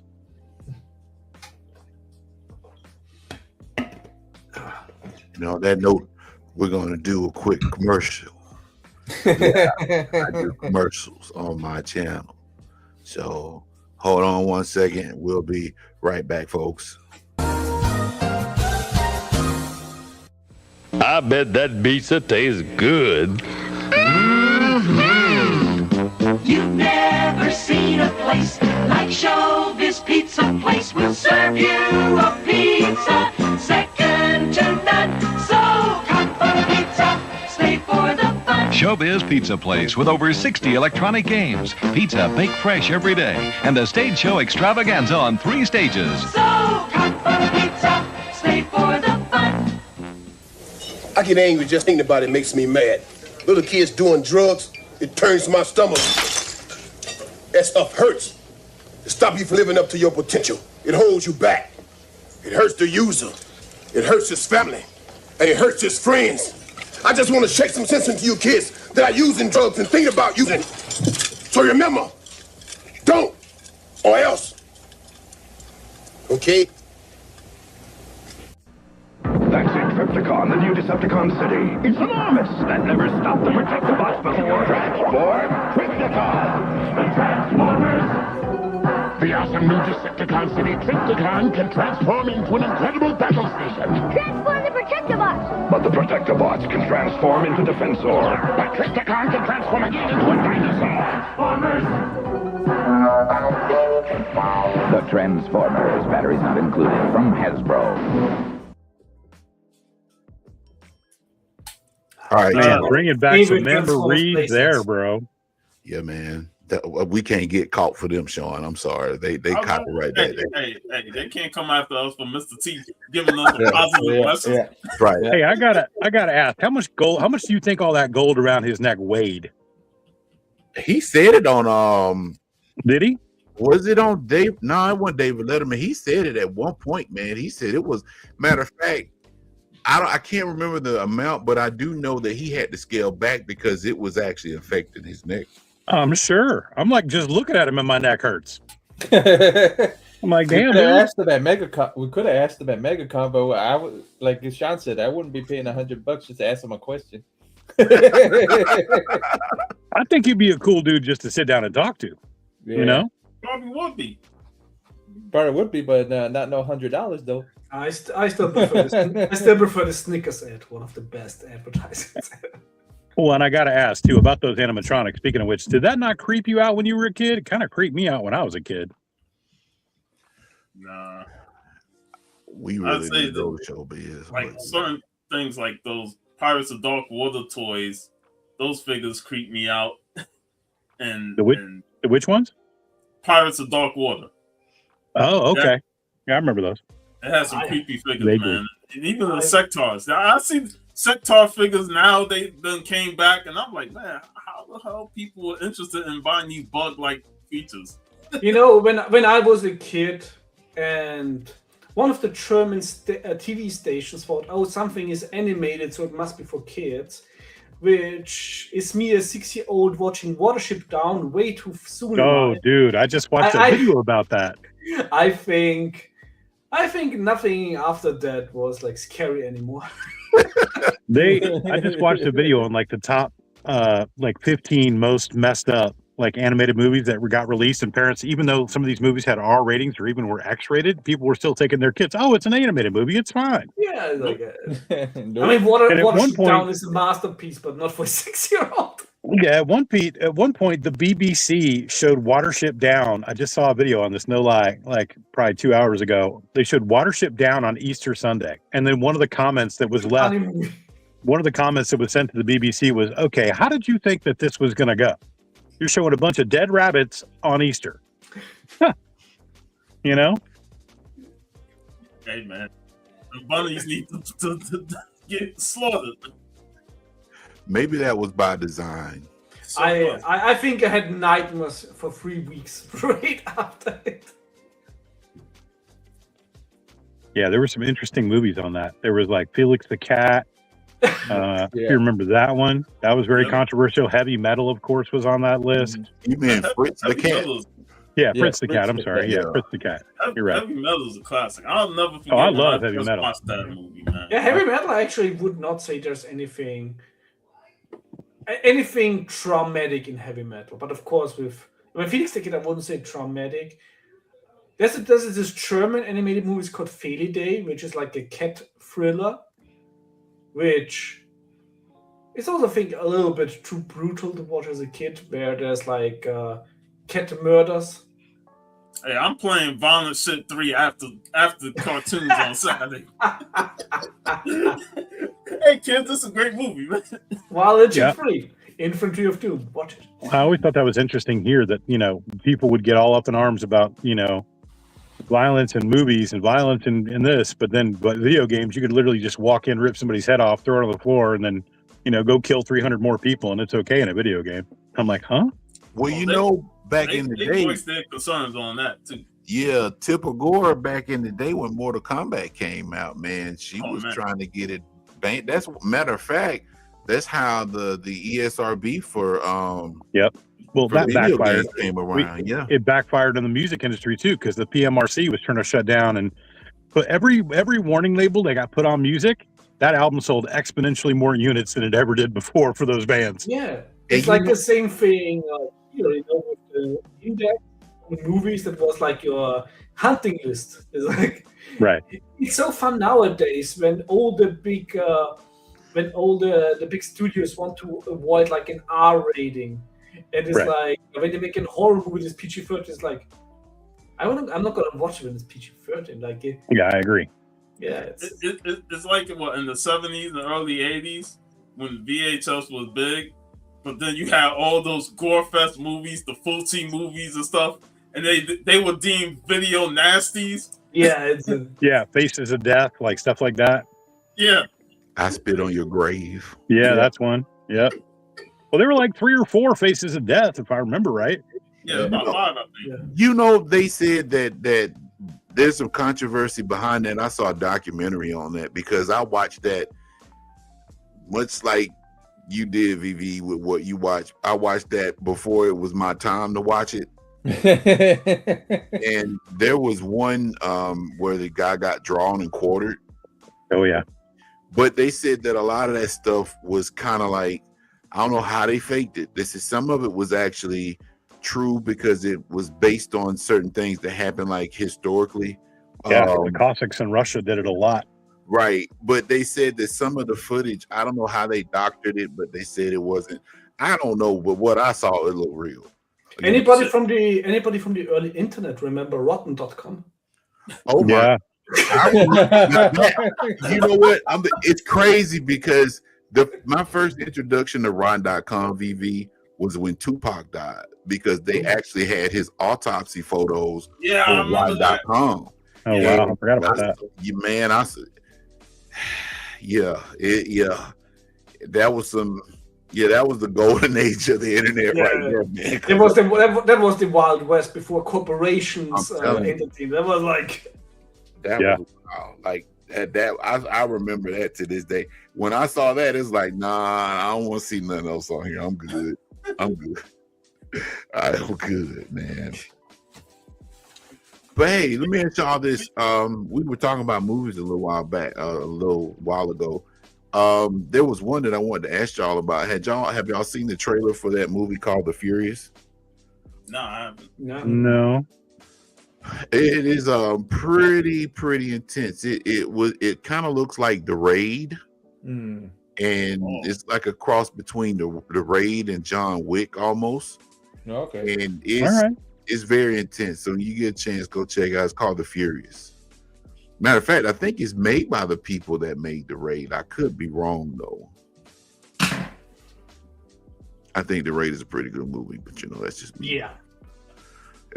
The Raid. How many of them was it? 3 Raid movies or 2? I think it was 2. 2. We reviewed 2. 2. Okay. And of course, you got the British Judge Dredd movie, which is basically inspired. Okay. I want to share this. I showed this on the Comic Call Crew last year, but I want to share some inside pages. Of course, BB knows this. Yeah. Everybody should know this. Mm-hmm. Sam Hain. My own nemesis. The Real Ghostbusters art book. Oh yeah. I was. Huh? Hey man, looking at your beard up close, you look like that dude off Instagram that he's in the mirror and he says, "Come here." You know what I'm talking about? Oh yeah. That's who you look like with your beard. I can't remember his name. Jordan, I think that's his name. Jordan Stallion or something? Yeah, that's it. I've seen his videos too. He did a bunch of like exposés on like restaurant recipes and stuff. Mm-hmm. He did that for a long time. And I thought that Sean is in his Hall of Pain era. What was that? I thought in your Hall of Pain era of like Mark Henry cosplay. But the difference is I'm the one in pain. Speaking of which, how you doing, man? You feeling all right?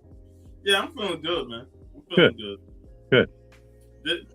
the character that everybody feared when they were young. That episode, yeah, that was. There was also like the stuff of nightmares, but fantastically done. Yeah, man, it's just awesome, man. I love looking at this. The Sandman.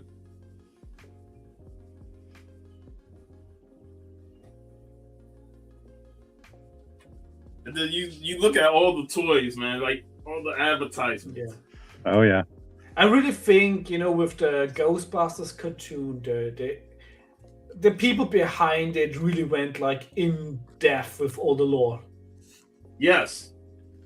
And reading this book, it's like you hear from J. Michael Straczynski, Richard Muller, and they really wanted to be authentic to the lore of Ghostbusters and making sure they get all the actual ghost stories and the H.P. Lovecraft and all that, and they really added to the Ghostbusters. I mean, the original Ghostbusters movie, especially, and all of the second one, is still a good movie. But it's still like the first one is a fantastic movie. But I don't think that Ghostbusters would have stayed so much in the consciousness of our generation if it weren't for the cartoon. Yes, I agree 100%. Because they didn't even want to do a sequel. Yeah. I'm older, so I don't even remember the cartoon much. You probably remember like the original Ghostbusters with the monkey and the. Oh. Hey man, let me tell y'all a little story real quick before I show these comic books. So y'all see that little white section back there on my wall? Yeah. That looks like the Rorschach thing. Yeah, you rearrange them? Yeah, I had a beehive in my wall. Oh no. And the length and the height of that, they had to cut a hole in the wall to get the hive. That's how big the hive was. Jeez. Dang. They got them out though, right? Yeah, they killed them. And oh man. Yeah, because what happened, the front of my apartment, there's a vent that for some strange reason didn't have like an enclosure on it. So some bees got up in there and made a hive. Right. And keep in mind, from that wall to the front of my apartment is about 20 feet, 30 maybe. Oh, wow. So you got this, and then it goes back, and then it goes around. Oh, wow. So to make a long story short, they started getting into my apartment. And, these were the stinging bees. They sting you once, and that's it. So I was killing bees like I was the bee killer, number 12. And you collect the honey first? Man, I ain't eat no honey out no damn wall, man. Come on, bro. Oh no, not the bees, not the bees. No, this is what happened. So apparently the hive was huge. So they sprayed the hive, right? They sprayed in there. And I did not know this. For everybody that's watching this that don't know, and I say this, cockroaches like honey. Oh, yeah. They're like anything sweet, really. So when they sprayed, the cockroaches ran for their lives. Right. And they started infiltrating my apartment. No joke. I killed 30 cockroaches. Like, just, I felt like I was in a video game killing cockroaches. Felt like you were in Creepshow. You were like, oh man. You were like in the tutorial area. Basically, yeah, it was like how to play. Killing so, level one. Left, right, analog stick. You left, right arm and stuff. All the years I watched Creepshow, I never understand why that dude stayed in that room. Right. Well, because he was a germaphobe. So like anything, any outside exposure, he was a shut-in basically. I ain't being in that room with those vultures. He couldn't go anywhere else either with his. Are you like allowed? I said, he was. Yeah. Are you allowed to kill bees in the U.S.? Well, they killed them here.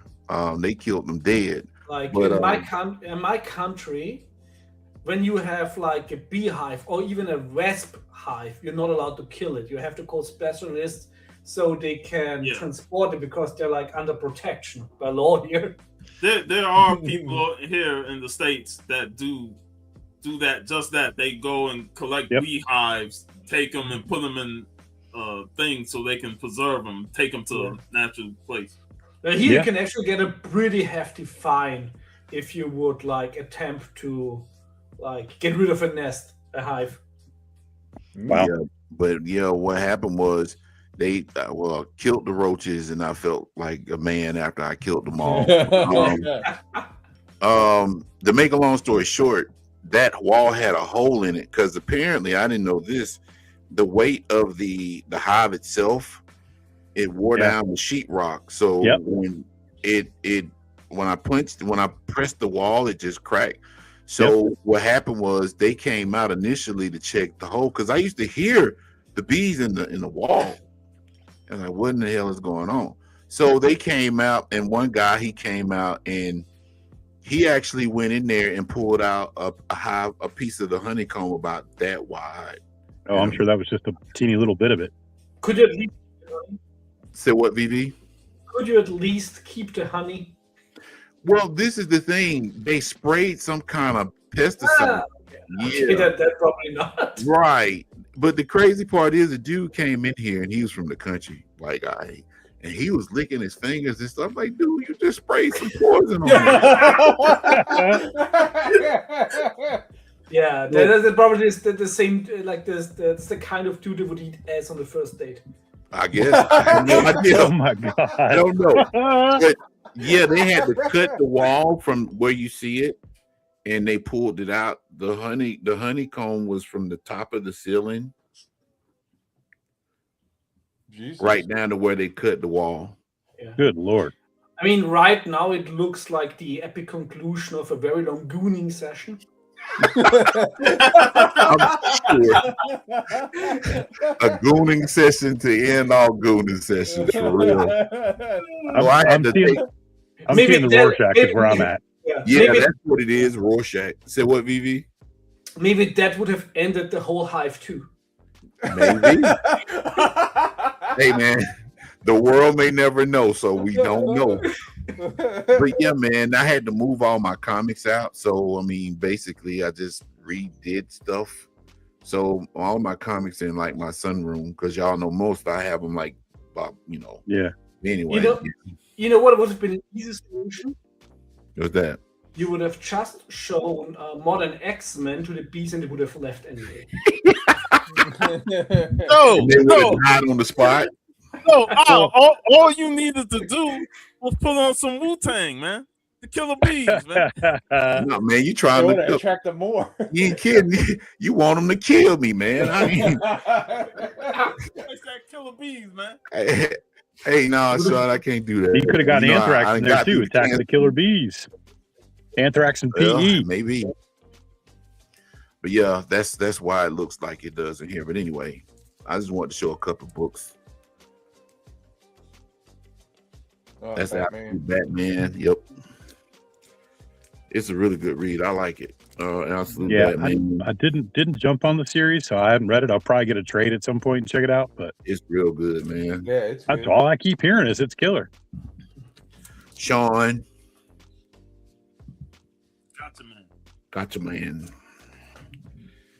I like this book too. The art is amazing. Thundercats, yeah, that's a beautiful cover. It's either Carla or Perillo, one of the two. Yeah. Chitara's looking like a snack on this thing. Yeah, she looks amazing. Yeah, it's probably based off of Carla if it's from Lucio. Oh, I meant to get that. Dang it! Is that just starting out? Yeah, this is issue 1 of the new Firestorm series. So yeah, I wanted to pick that up for sure. Yeah. And then I got this. Well, John, you deserve it still for not putting Commando in your top 10 action movies. So I'm gonna throw all the shade on Modern X. Yep. You got anything to show, Deuce? I hadn't picked anything out, but I got stuff all over the place. I'm sure I could. Okay. Well, if you want to, man, you're welcome to. Give me a minute, Dick. Got something. So this came from Barbarian. Barbarian actually had somebody contact them about this. It's the actual reading at what was it in England at a bookstore of for the original for the Hammer movie planned. Yeah, Cushing. Yeah, Peter Cushing, man. Amazing. That's what's up, man. Is that the original piece? It's not the original piece. It's a poster they made for the actual live reading. So I'm saying, is it an original piece from the live reading, or is it? Yeah, okay. It's the original piece from the live reading. Okay. I don't know how Barbarian ended up getting a hold of it, but somebody contacted Dude, he him. knows so many people, bro. Yeah. He has got stuff, and I know the dude very well. I would, and I'm like, I would love to be in the part of the multiverse where this movie actually got made. That's what I was me about too. to say. It's like, man, this would have been epic if we got Peter Cushing in there. In the Oh, man. in the 70s. And it's signed by the actress. That's cool. Remember when we also talked about like the Seven Golden Vampires movie? Yeah. Where you had the mix of the Chinese lore with vampires with the gothic horror. That movie was also fantastic. Or the Chinese zombies that like the the hot ones. Yeah. There's like you remember when I showed you that one Chinese vampire movie where there's basically a RoboCop rip off. Yeah. But what is the actor said that looks exactly like Jeff. and I'm not saying that all Chinese people. No, there's like one actor in there that looks like Jeff, like 100%. That's funny. Yeah, but the whole vampire, how those zombies and vampire lore started was because people would work far away from home and they would get transported, like their bodies would get transported and they would stiffen up, bodies would stiffen up. Yeah, and plus they didn't like lay them down and walk them. They actually walked them. So it was like. And the thing is, of course, also with the bodies, then when the flesh like slowly rots, and then you show more teeth, so it looks you have like, or like that the skin goes back, so it also looks you have longer nails, and this is like where a lot of like the aesthetics for the undead come from. Yeah. Speaking of Vampirella, I pulled out some Vampirella books to show. Duff is doing a great job with his Vampirella book club, so I figured, I'll pull out some Vampies. Yeah. This is a facsimile, and I got Sarah Fazetta to sign this. Yeah.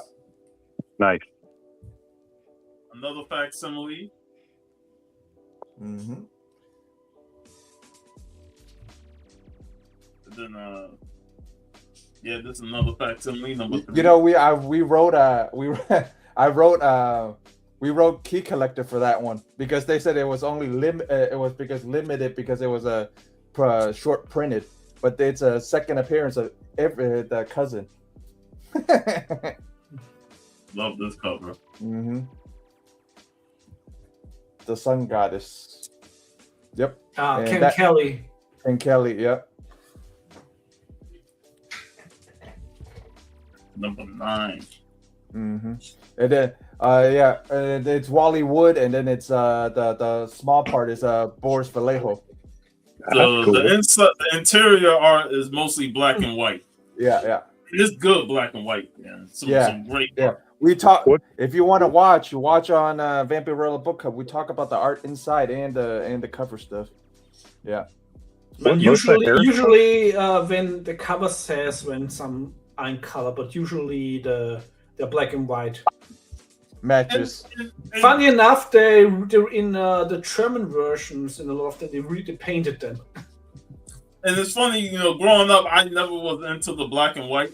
But as I got older, I started more appreciating the black and white art a lot more. And to the point where it's like, I need this to be in black and white, because it just has that tone. Yeah. Yeah. Especially when the artists do their job. One of my favorite St. Julian covers. Yeah, another one. Mm-hmm. 16. Nice. Another great cover, man. I love this one. Yeah. First appearance of Vampy with fangs on a cover. Huh. Yeah. I think, isn't that the one they used for the number 1 for the German one? I think so. Yeah. is. Mm-hmm. Nice skull cover. Yeah, I love the skull covers, buddy. Can't go wrong with those in my book. Nope. I got a gang of them.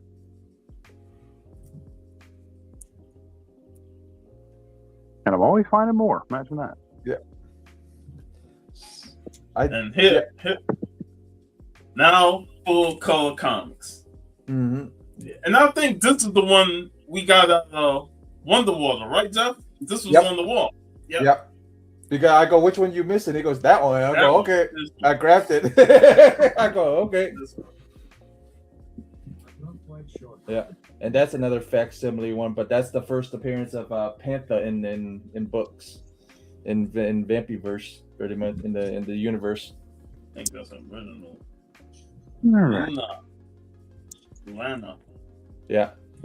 We actually read the Luana story and the Vampy story in that one. The crazy thing is, it's still very tough to get the movie. Like if they've got their bootlegs out there, but to get the movie with the proper Frazetta cover, it's very tough. Yeah, I just wanted to show some love. Since we're doing Vampy Book Club tonight. Talking about tonight, I'm gonna get offline and bed ready. I got a little bit of Vampy stuff, Jeff, but nothing like you do, buddy. I know my beard is nice, so. Hey, I just wanted to showcase you for a few more seconds. That's all, man. So you about to head out, VV? Yeah, I'm gonna hang out. Okay. Hey, it was great hanging out with you, V, man. Great hanging out. Good to see you. Always good to see you guys. Yeah, amazing. So have a lot of fun and enjoy your Sunday. Take care, VV. Yeah. See you later, V. Bye-bye. Bye-bye. Bye, buddy. All right, let's do this. Let's see. You ready for us? So there it goes. Let's get it. Orders call off. Yeah, a little old school. Since we're, it's an old school show, I figured I'd show off a couple of old 20 center Boris Karloff Tale of Mystery. Yeah, and I'm analog, baby. See all the analog? Yeah, baby. Yep. You'll be a rich man later. Can't go wrong with a good shark cover. Nope. Nice.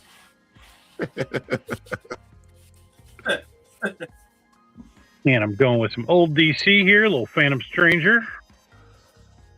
The Phantom Stranger. Always had a soft spot for the Stranger. Phantom Stranger, that is. And this one, it's got tentacles. It's got an octopus, of course. Come on, forget about it. A G-Man special. Yeah, it's a G-Man special right there. That's right. No G-Man, you can't have this one. You probably already have 4 of them anyway. Yeah, wherever he's at. Wherever right. But I picked these up recently, and I was super pumped. I got these for a song. Little hip-hop family tree.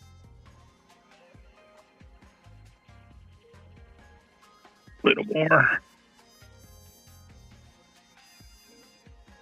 Still chasing some hip-hop covers I've yet to come across. I'm probably not going to try to get all of them because that's just going to be a mess. As far as the Marvel hip-hop covers, because some of them are just... well, if they fall in your lap...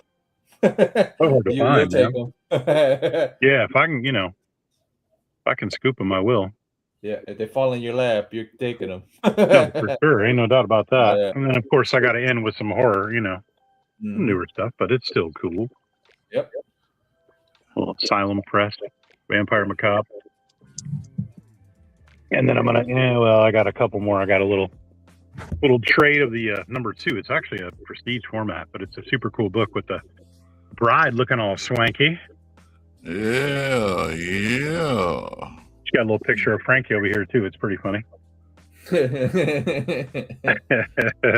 And she's got the mummy brain down here, which is also kind of funny. Hairspray in the box.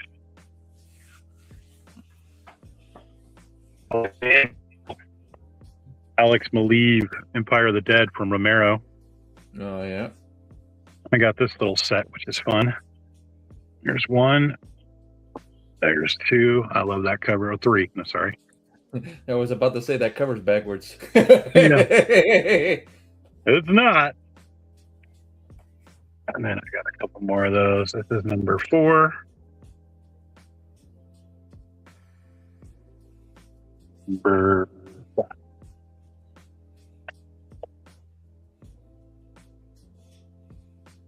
For some of your more modern stuff. And I forgot I picked this one too, just because it's a funky sci-fi, wacky looking alien caliber comic.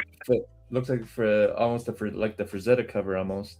Yeah, but look at that funky Age. little alien dude. Of course, you got the damsel over there. Like always. You got to have the damsel somewhere. So yeah, little selecting for you.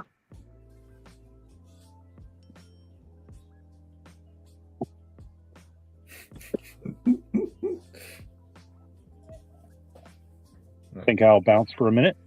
No, I am here. Are you? Yeah. Just some stuff I had at hand. Cool beans, man. Mm-hmm. So I'm looking forward to next week's anime stream. Looking forward to what? We're talking anime next Saturday night, on Al's channel. Everything according to anime. I'm just not. I had some stuff, but like I really my knowledge on anime is pretty slim, honestly. Like I'm like Al to some degree. Like I grew up on the the Star Blazers and the Gotcha Man, which back then was Battle of the Planets to us, and then of course we had Speed Racer, and like really the only really anime movie that I really kind of connected with me was because it was horror was Vampire Hunter D. Oh yeah. Yeah. Which was great. That was amazing. I love that. So if I found more stuff like that, a lot of people told me to check out what's the one with the big devil looking dude? What's his name? Devil Man. Yeah, Devil Man. Or there was another one too that somebody was recommending to me with he looks like he's just like a big evil looking kind of bluish purplish looking dude. It's a wildly popular series. I just can't remember it. Again, I don't know as much about anime, really. My knowledge is very, very limited on that for sure. What is it called? I'm trying to think of the name of it. It'll dawn on me at some point, I'll tell you. Yeah, we'll be talking about anime in detail. History. I'm working on a little presentation and all, and yeah, it'll be a good show, a really good show. But it's a lot of, I'll tell you this much, it's a lot of anime out there. I mean, it's like it gets released like one right after another. Of course, it's a factory of artists, and it's a factory of people. It's a lineup. It's how old school Bob the Marvel pin looked like. Mm-hmm. It's pretty much the bullpen. Similar to that. It's somebody draws, somebody inks, somebody words. You know what I mean. It goes down the line. So, but artist wise, you have multiple artists, but one artist gets all the credit for it. Yeah, most of the time. Like when in Hong Kong, that's what happened with what was it? With they call it Dragon Tiger Gate, or they renamed it over here, but they call it something Hero. I forget, but the actual name is Dragon Tiger Gate, but the original name for it was Little Rascals. Really? Yeah, the original name for this comic series was Little Rascals. But when he got over here, he couldn't use it. So he goes, okay, we'll do that's what it was. Oriental Heroes. That's what it was. Oriental Heroes. I just remembered. Death Note was the one people were recommending to me. Oh, okay. Which one? Death Note. Oh yeah, Death Note is a good one, man. The anime is okay. Live action wise, not so much. But yeah, a friend of mine was telling me check out Death Note. That was the cool one. And I can't remember who the bad guy is, but he's like his name is Light Yagami. Yeah. He has a Death Note. I'm gonna take your word for that. Yeah, his name's Light Yagami, and has a book called The Death Note. When he writes a person's name in the book, and they die. Right. And as a demon that he actually works with, his name I think is Ryuk. Yeah, Ryuk. That's it. Yeah. That was the name I was trying to come up with. I couldn't remember. And the police are trying to figure out who he is, so they enlist this guy named L. He's like supposed to be one of the smartest detectives of all time. He's trying to figure out who has the book. So basically, Light is pretty much, it's like a game of cat and mouse. It's really good Death Note, and it's not that long either. Is it streaming on something? Probably. Hold on. It might be on Hulu. It might be on Netflix though. I hope it's on Netflix because I actually have Netflix. Let's see. Now. Yeah, but Death Note's pretty good. Now, like Jeff said, the live action sucked. Mm-hmm. Yeah. Funny how that usually goes. Well, I mean, there's exceptions to the rule. I mean, One Piece has been pretty good. Some of those shows are like so crazy long. Like, isn't Dragon Ball like 600 episodes or something crazy?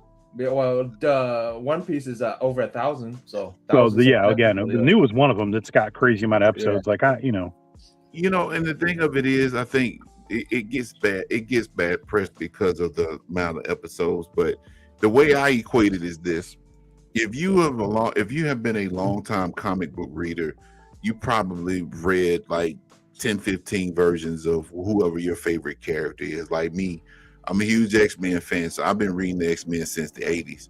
So I've been reading X-Men from the New Mutants to X-Factor to X-Force to the Wolverine's book, blah, blah, blah. So the amount of time that it will take for me to read every X-Men book that I've read is no different than watching that show. I think some people get caught up in the number. Fair.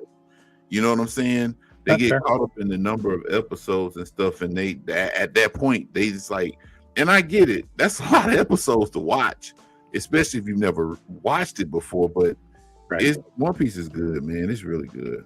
Hey, you tell him, Al. Again, maybe I'll check it out because I probably won't check out One Piece to start. I'll definitely try to find Death Note though.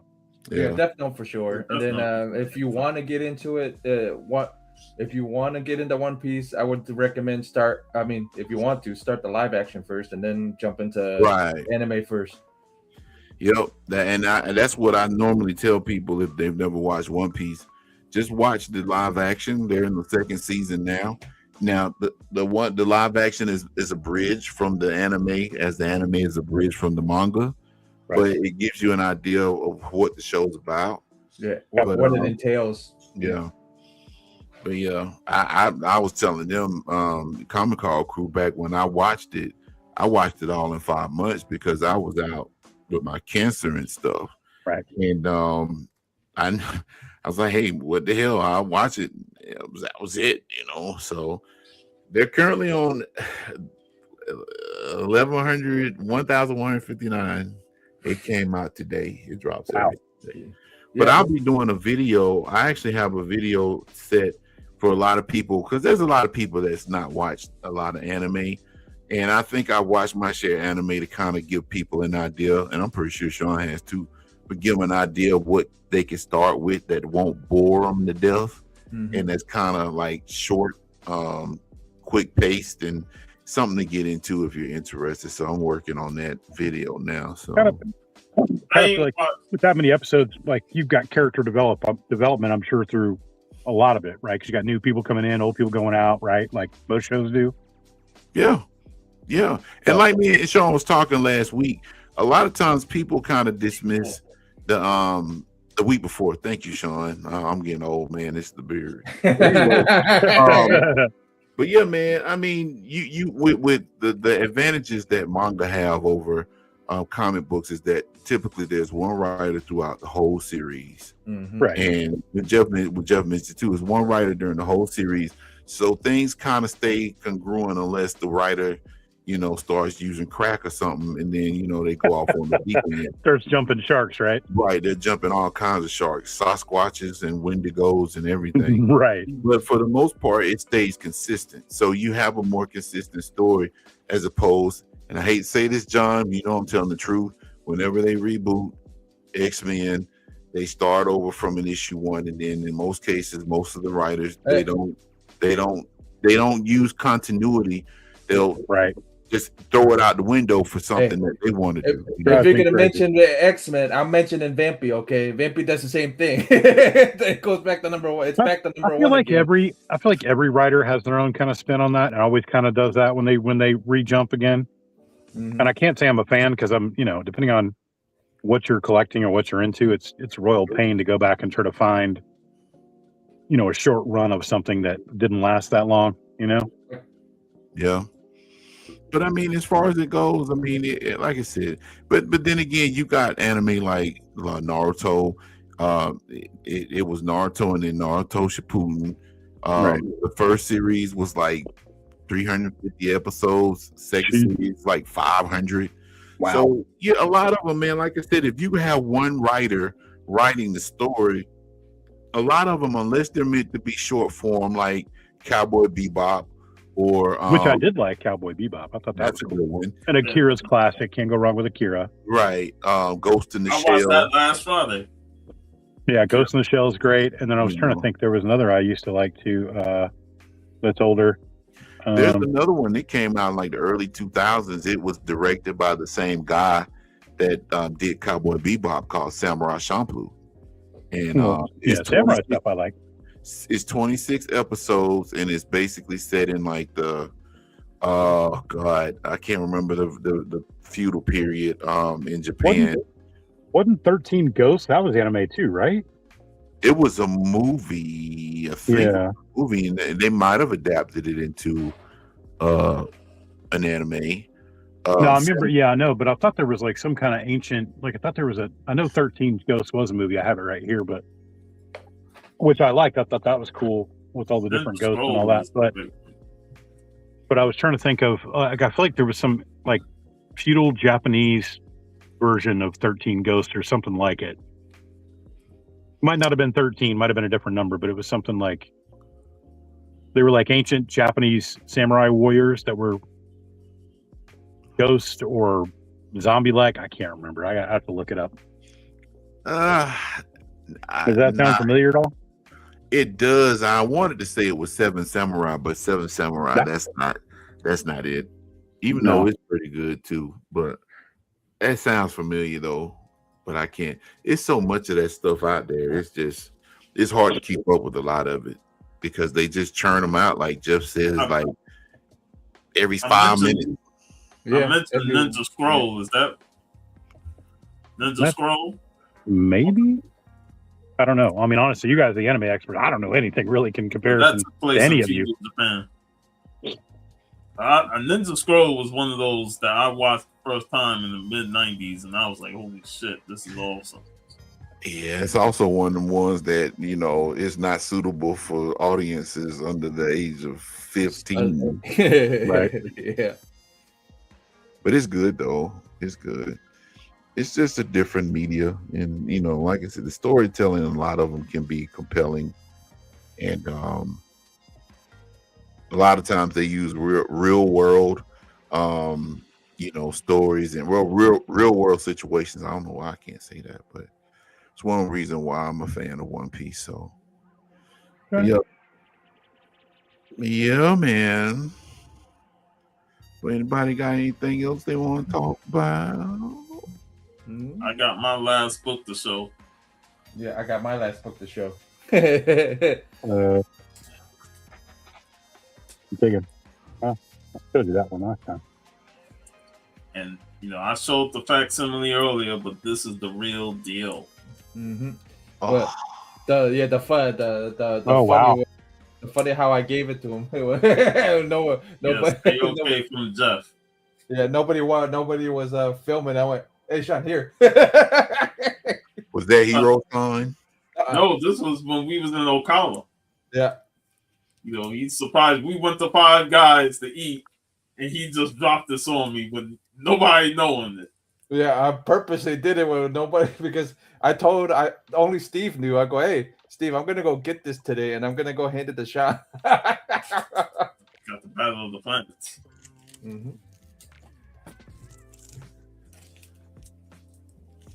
Yeah. Nice.